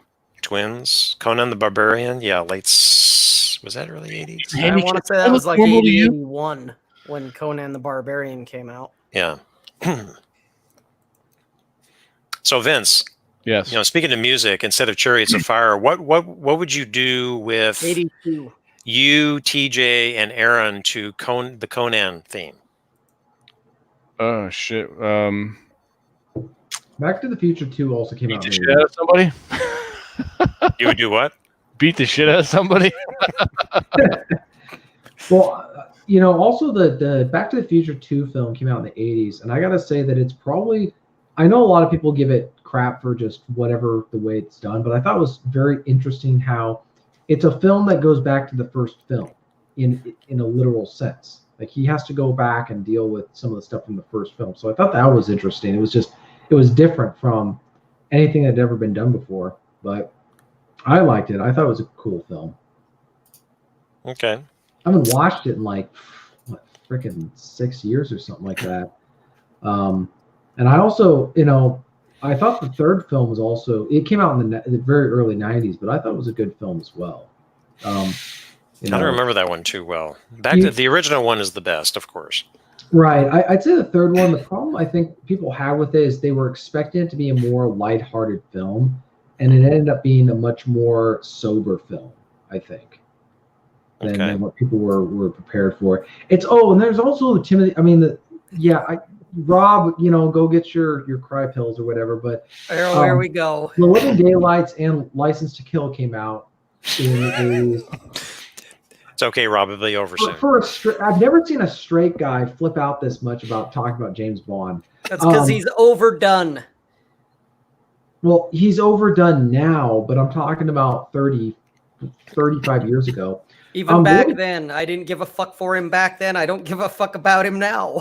No. But talk. Anyways, I'll play some music. Timothy Dalton was I thought an underrated Bond. He was trying to stay true to the original Bond in the literary novels. So do you think he's better than Pierce Brosnan? Yeah, I like him better than Pierce Brosnan. Okay. Pierce Brosnan comes off too much as a playboy. Timothy Dalton is the guy that he's like Daniel Craig. He's somebody who would actually genuinely scare the living crap out of somebody. George Lazenby was the best Bond. It's definitely a good one. Timothy Dalton's the guy who's kind of got that crazy look in his eye, like he's a stone cold killer. When he gets in the mood, he will kill you and not feel anything. Okay. So, Rob, right. you can tune back in. Your Yes. comments over. So I'm finished with movies. Now let's get to TV shows. Now these are not by year. I just threw together a list of the ones that were standouts for me. Buck Rogers, one of my absolute favorites from the early 80s. Mork and Mindy, Nanu. Yep. Dukes of Hazzard, Yep. Three's Company, Alice, Yeah. Different Strokes. It's not bad. What you talking about, Vince? What you talking about, Vince? Okay, We're talking about Benson, Benson. Oh, Benson. Yeah, with I forget his name, but yeah, I Robert enjoyed Guillaume. that. Robert Guillaume. I really enjoyed that. Yes, I Raw really Stone liked in it the too. A-Team. Also, he was, something about the character himself. Hmm. That show was actually a spin-off of an earlier show called Soap, which was a parody send-up of soap operas. Yep. Benson was actually the butler in Soap, and then he became state budget director. And then eventually the governor. Yep, eventually the governor. The governor. Yeah. I remember that. Okay, even though this is like a crossover one, started in the late 70s going into the early 80s, The Incredible Hulk. Oh yeah, with Bill Bixby. Yep. $6 Million Man, was that the 70s or was that in the 80s? That was 70s. the 80s. Yeah. Was it 70s? Okay. Yeah, that was the 70s. So was The Bionic Woman. Bionic Woman, yeah. Okay, Knight Rider. Yep. Yes. Yeah, Knight Rider. Kit. So, trivia question. What does KIT stand for? Kiss. I don't know. No, I KIT. have no- Night in KITT. tube tops. No, close though.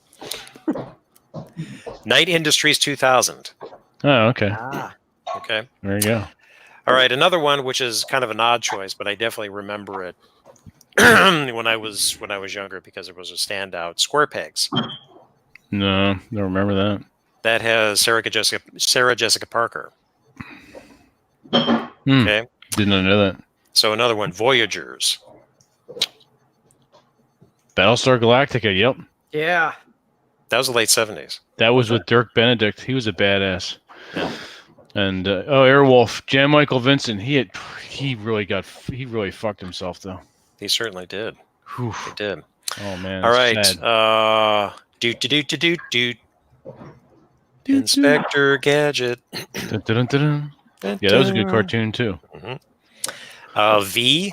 Does anybody V? remember V? Yep, that was just mentioned. Bull Rush, the Golden Girls. Yes, right. Yeah, all right. but that's true. Yeah. Street Hawk Nope. with Rex Harrison. No, not Rex No. Harrison. What was his name?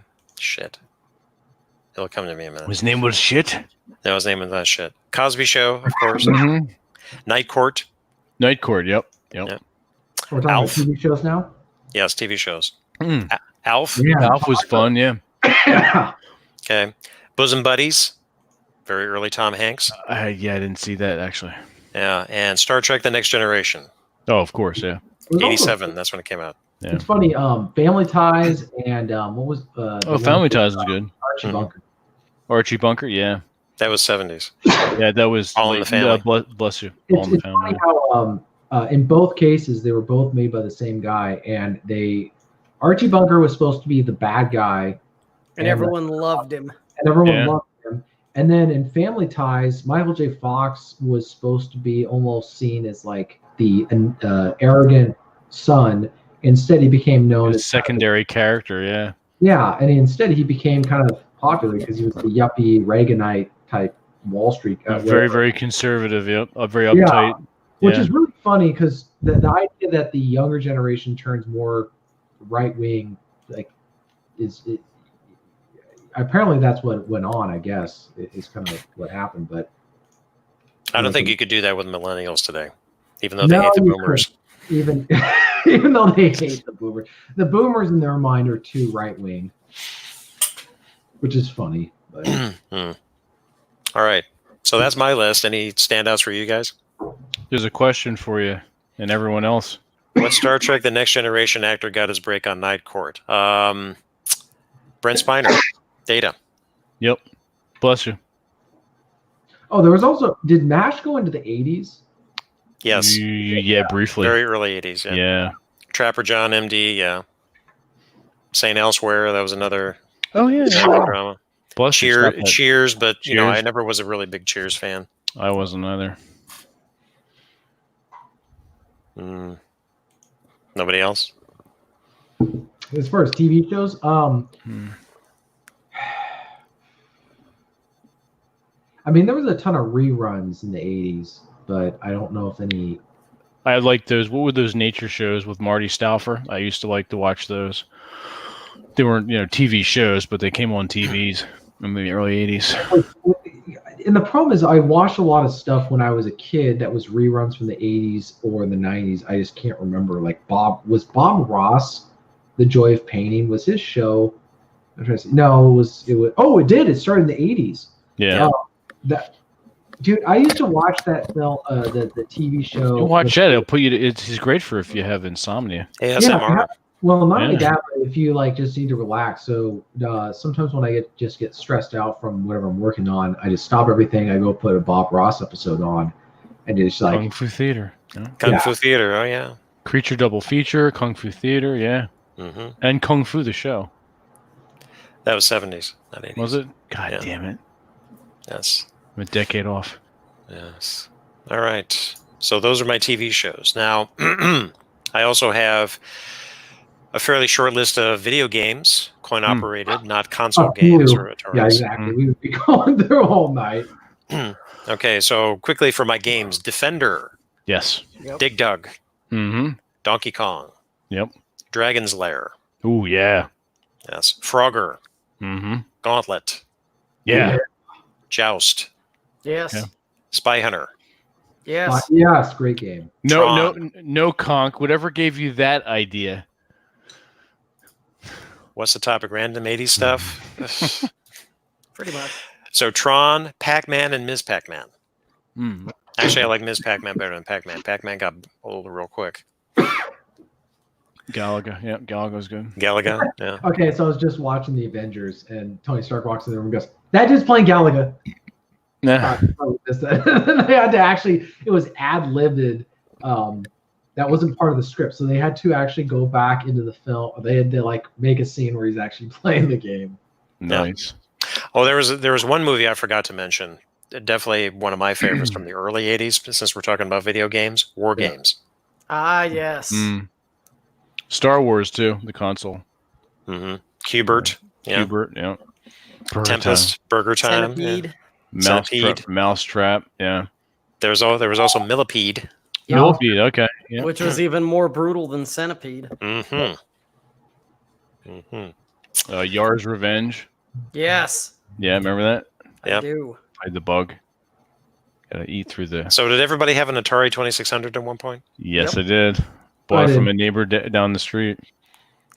So my The Empire Strikes Back on it.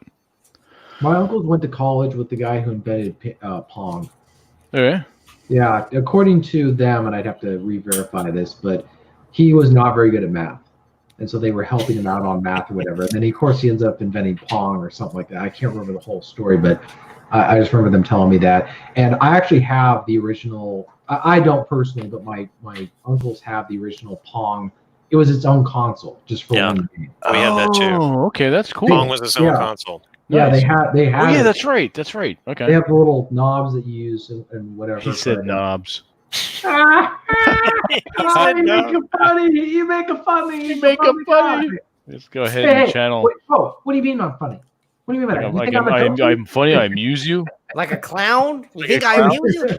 What's so funny about me? Tell me, what the fuck is so funny about me? Tell me what's funny. Anyways, so yeah, that was a good game, but that came out in the 70s. And gosh, I mean, you had the video game crash in '83, which really, I was doing a lot of reading into that, and just, it's fascinating because it was so horrific that they thought video games were just going to be a fad. Because then you had the Commodore 64 that came out, and that was mainly used for just working on college, right? It wasn't really a gaming system. It wasn't designed for that. That was kind of a side thing. And so Nintendo, of course, came in, and the rest is history. There's a good documentary on Atari. I can't think of its name. I saw it a couple of years ago. It was related to that with the big video game crash where they took a lot of the cartridges and they buried it in the desert. Oh Dude, yeah, the ET game. What is it? Well, There was the whole ET game on that one. Yeah. The rest of the ET game production so that it could coincide with the film, and it was such a bad game. That was a good. Yeah, they ended up dumping it somewhere in New Mexico or something like that. Yeah, and then they went back and they dug them all out. Yeah, that was a good documentary. And what was happening also is that they were having the software or the hardware of the consoles at the time was not preventing third-party games. So Atari couldn't control the quality of the games that were being allowed for their system. Whereas Nintendo, from that point on, said we need to make sure that no third party that doesn't have our authorization can make a game for our system without our permission. So that's why they required that seal of approval on every single NES game that came out, because you had these really crappy. It's game over. Yeah, they were flooding the market with these cheap games. So games that were costing, say, $15, $10 to make, they were getting tossed into the bargain bin and being sold for $5. Now it's back in the 80s or whatever, but that was one of the lessons that Nintendo learned. They said we can't have these people who don't have our permission making games for our console because it gives a bad reputation for the Pitfall. game. Oh yeah, Pitfall. Then there was Pitfall 2. There were a couple Really? of racer car games for arcade that was really cool too. Match Rider or something like that. Card games? No, arcade games. Oh, arcade games. I mean, Spy Hunter. Yeah, that was one of the. And you know what theme it played? Peter Yes. Gunn. Yep.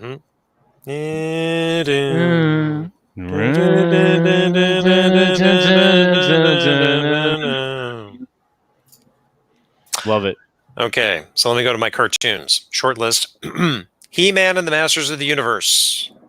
I have the power. Skeletor is the best. Transformers. Uh-huh. Thundercats. Yep. G.I. Joe. G.I. Joe. And Voltron. G.I. Joe. I'll add to that real quick. Star Blazer. Thank you. Star Blazer. Star Blazers. Robotech. Robotech.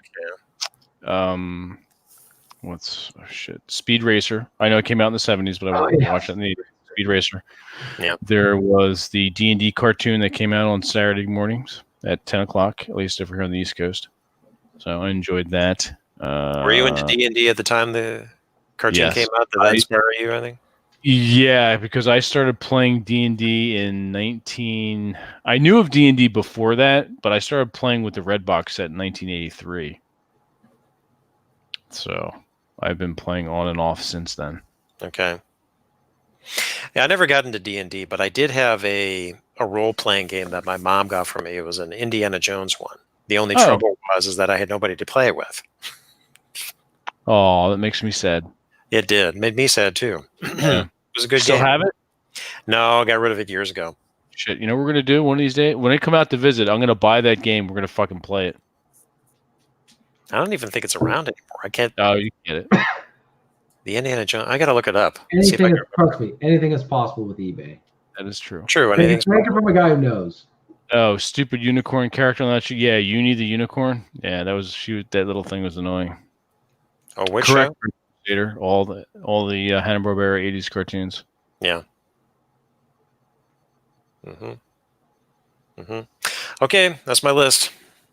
Nice. Fantastic. Does anybody got any random memories about the 80s? Yeah, Stephen King's heyday. He wrote a bunch of his greatest novels during the 80s. Oh, that's right, Rob. Yeah. So you could talk at length about this. Yeah. I don't know about at length, but that's when he brought out It. That's when he brought out like Pet Sematary. I think Christine might have been like 80. That might have been a 70s one. But I know it John came Carpenter, out. Christine. Yeah. So to me, there is some literature, but most of it to me is all Stephen King stuff that was kind of his really dark and heyday type of stuff. Yeah. Speaking of which, what about literature, Vince? Do you remember any books from the time? I was mostly into sci-fi, fantasy, swords and adventure, high adventure and shit like that. Like John Norman stuff, Piers Anthony, obviously Lord of the Rings, The Hobbit, Spellsinger series by Alan Dean Foster, who also wrote the couple Star Wars, and he wrote the Alien book tie-ins. What else? David Eddings, Belgariad series adventure. Yeah. As far as literature is concerned, I didn't really get into classical literature until I was in high school. Yeah. Hemingway. Don't forget Clive Barker too. He had a bunch of stuff back in the early 80s, early mid-80s. Yeah, the only thing that sticks out for me in the 80s, although I didn't read him at the time, was Stephen King. Okay. Yeah, mine was mainly fantasy and science fiction. How about Choose Your Own Adventure? Yep. I still have mine. I have the Okay. first 10, the original first printings. Okay. I was talking offline with TJ the other day through Facebook, and Choose Your Own Adventure, I definitely remember, although I got more into other series, like there was Wizards, Warriors, and You. Do you know that one? Yeah. And Indiana Jones had one. You did? An Indiana Jones themed one. Didn't get many of them, though. Mm-mm. I definitely like Wizard, Warriors, and You. For those that don't know, it was a Choose Your Own Adventure. It was more complex because at the beginning of the story, you had a choice between did you want to be the wizard or did you want to be the warrior as character? And then you had a choice of if you were the wizard, you chose 3 spells. And if you were the warrior, you chose 3 weapons. And then you use that as going through the story. Yeah. That's good stuff. Very good. Black Mirror episode. I'm just looking over the chats here. The Guinness Book of World Records. Yeah, back in the 80s, we read encyclopedias. That's right. That's what's crazy is I mean, that continued for me into the 90s. And I wish we kept, or at least they did, physical encyclopedias, because one of the problems I have is the fact that they keep changing the definitions of words constantly. It's like very Orwell.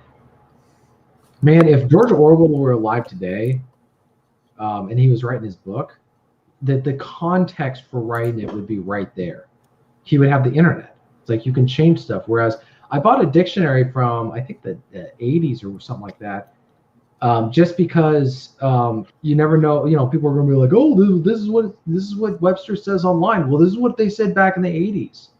But they don't keep track online of all the changes they've made to the definitions of words, right? And all the other stuff. So it's really, this is why I'm becoming, and especially after some of the stuff that's occurred in the last couple of weeks, I've really become fanatical about getting physical copies of books and whatever it is, whether it's encyclopedias or novels or whatever, because the government is going to rely eventually on censorship that's digital. And if they can't censor it's so much harder for them to censor physical stuff because their entire effort is going to be in digital. A book burning, a physical book burning will always elicit negative reactions. But if you just press a button and it all disappears, that's not the same reaction because it occurs like that. It doesn't build up and there's no visual. Not only that, but Amazon keeps track of what you read, what you bookmark, what you highlight. So it can say, oh, well, we don't like what you're reading. We don't like what you're bookmarking. Really? So, they keep track of what you highlight in a book? Oh, yeah. Everything that you do in your ebook is kept track of by Amazon. That's crazy. Yeah. Because how would you remember it otherwise? Well, I mean, I used to have my Kindle not connected to my internet at all. So but that, I mean, I don't doubt that at all. It's just, I didn't realize it was. Yeah, whenever you log back in. It's like having a freaking psycho stalker girlfriend, who looks at every single text you ever send. I need to know who you are talking to at every second of the day. Fun fact: my mother helped create that technology in telecom. Thanks, Cock. Thank you for your service. Thank you and your mom. God damn it. Ricky Schroeder. Schroeder. Silver Spoons. That fucking show, piece of shit. Tell us how you really feel about it, Vince. Well, not as heartfelt as I feel about fucking Dan fucking Aykroyd, that fucking cock. So Rob, I want to give you a couple of seconds to just say, what is it you not like about Bond? What? Oh, Rob doesn't really like James Bond. I'm just curious. Well, yeah, we're beating off to it. Apparently, yeah. Well, I mean, it was a For Your Eyes Only is a good film, and so I'll just leave it True. at that. And for Russia with Love. But Russia with Love came out back in the '60s. I'm talking about '80s films because the stuff, just the content of the story, but also the scene. I mean, they shoot this one scene outside of. This was back before CGI and all this other crap that they do now. They had to actually go to physical Rely on locations. this fucking story narrative. Right. And so they go to this monastery that was built on top of this like peak that is by itself. Like you have to watch the movie that was actually built back then. And I think also all the stunts, the helicopter scenes, everything you watch actually happened. They didn't just fake it like they do in a lot of movies now. That's what frustrates me so much about the overuse of CGI is that deep down it's fake. It doesn't reach the uncanny valley. It like completely shoots over it where you're really not emotionally experiencing anything. Agreed. Yeah, if you read the books, I mean, Bond is a very cold guy. And that's what I liked about Timothy Dalton's character as far as that. And so, I don't know. I've always been interested in Bond. He's not an American. He's a British guy. But I just like the concept of the character and what he represents about British history. So that's me. And if other guys don't like it, it doesn't bother me. I'm just curious, like, what it is. Well, I guess for me, it's the fact that Bond was pretty much like Superman in a lot of ways. He got out of situations that nobody would have ever gotten out of. He got himself into situations no one would ever get themselves into. And everyone that I've encountered that deals with Bond kind of almost hold him up like he's a god. And it's, oh, well, he's the litmus test to being a real man. You got to be Bond. And it's like he's a fictional fucking character. He doesn't exist. Well, dude, he'd have so many STDs, he'd have died by like 35. He would have died of lung cancer too. Alcoholism. That too. Fucking floating his liver right out the door. He's basically like a he's not like Batman, where Batman's supposed to be a real person. He's Aaron Clary, is what you're saying. Aaron's not a real person either. So yeah, Fleming, no joke. Right before they were shooting for Russia with Love, Ian Fleming went into his doctor. His doctor asked him, like, how many cigarettes do you smoke a day? And he says 60. Jesus Christ. He was a massive drinker. He was a massive smoker. It was pretty amazing. So a lot of these scenes in the books where he's describing how Bond cuts down on his cigarettes so that he can actually breathe. That's the author talking. That's not Bond.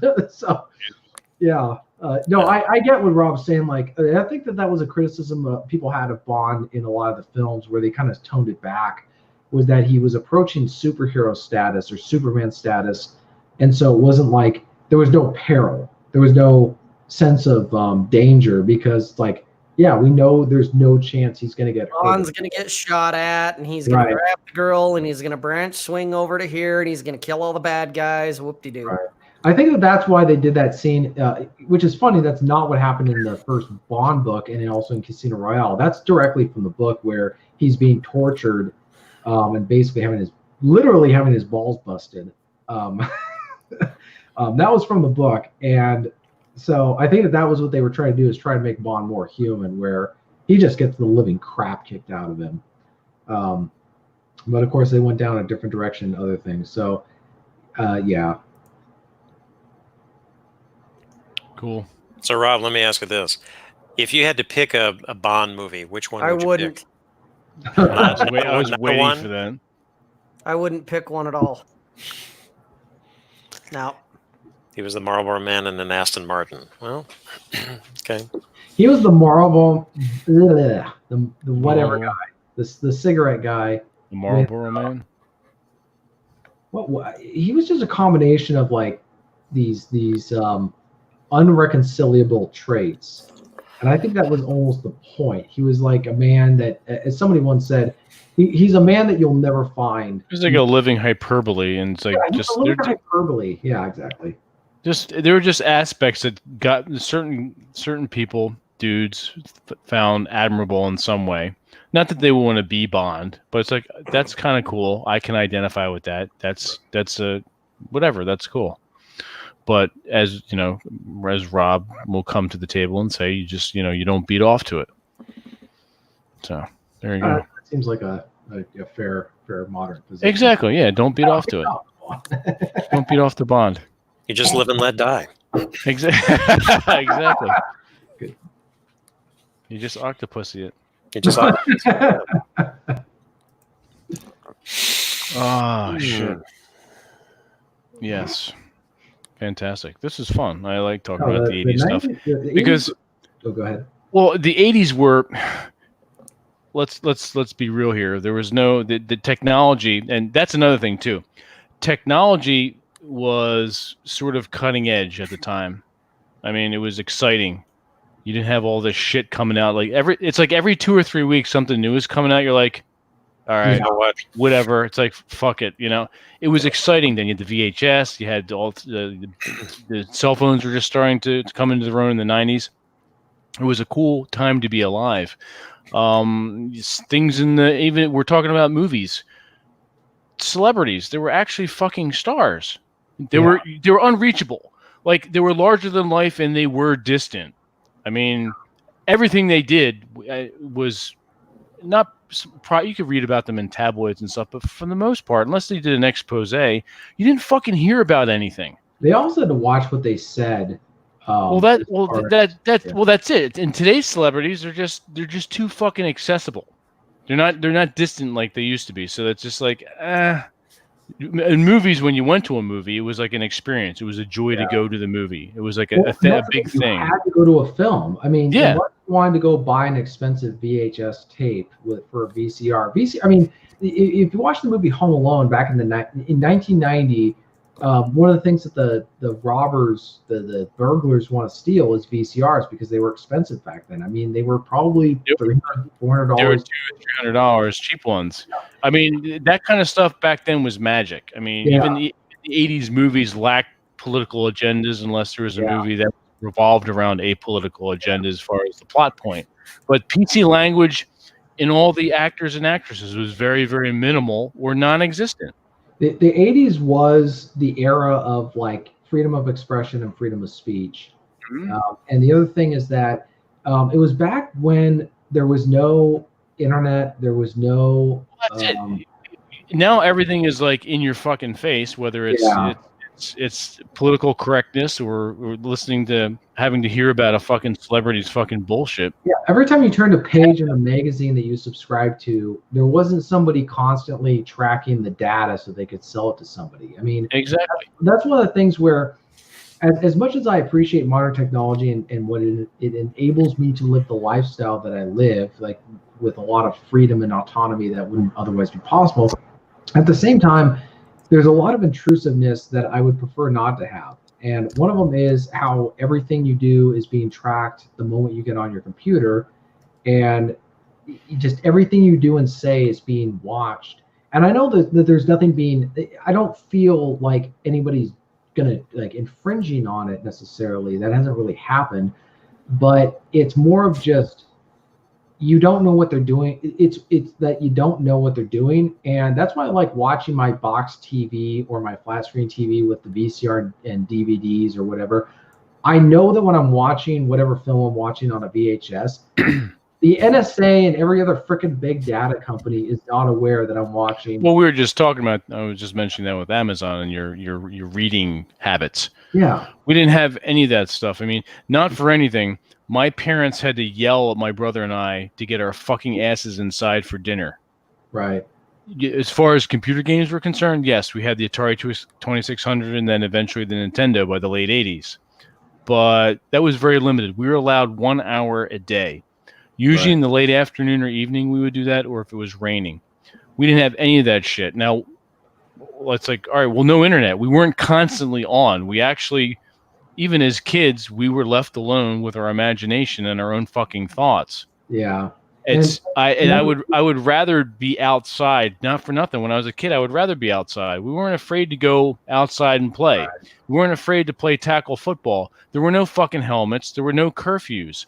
Sun came up. We got up. We wolfed down our breakfast. We fucking went outside. We knew what time we had to come home for lunch. We did that. We went back outside. We knew what time we had to be home for dinner, whether it was 5, 6 o'clock, or whenever the sun went down. We explored. We didn't need cell phones to check in.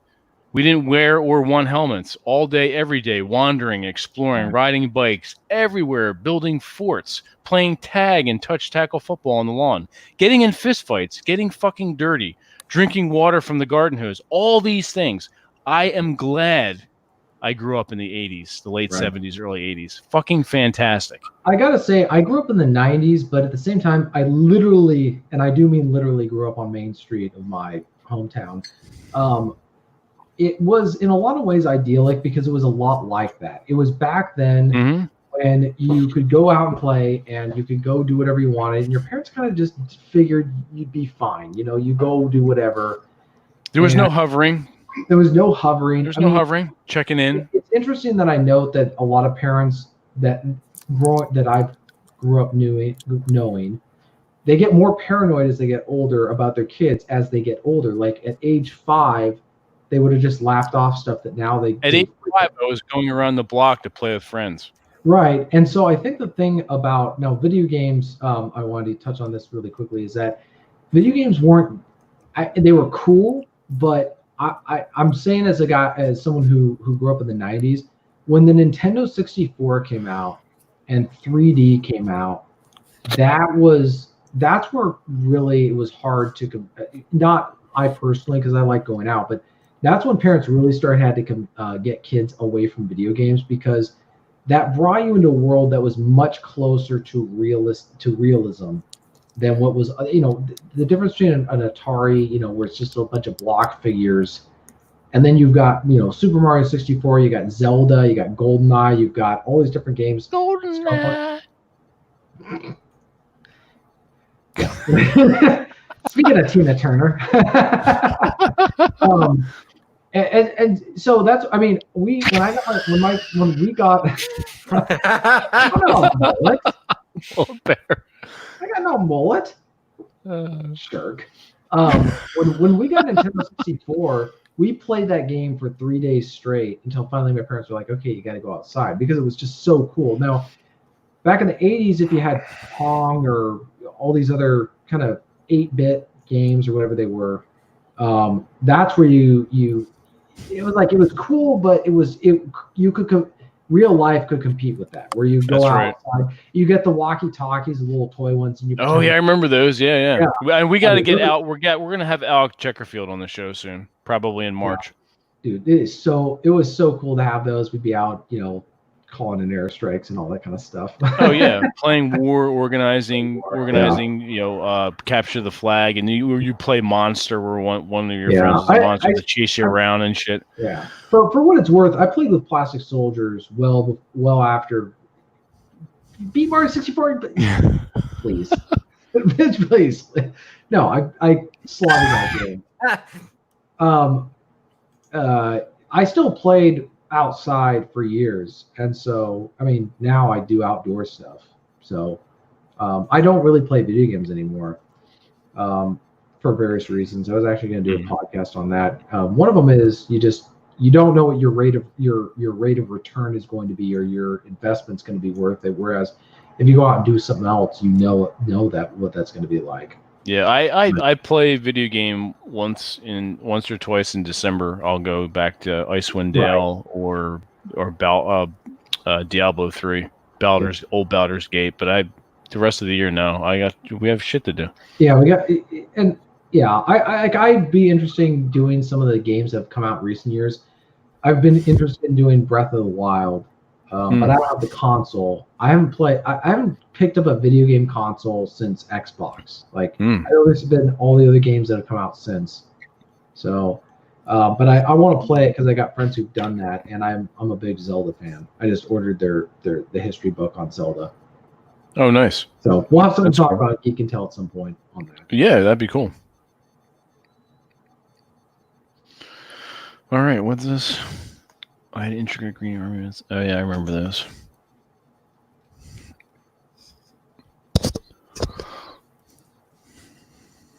It's good stuff.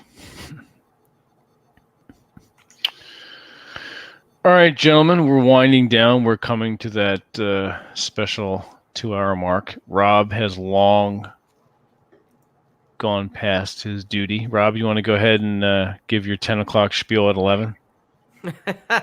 Well, for whoever's left that's still watching, if you haven't hit the like button, subscribe if you haven't already, share this with someone you think that would get some benefit out of it, that kind of thing. Exactly. Damn it. So, yes, it is 11:02.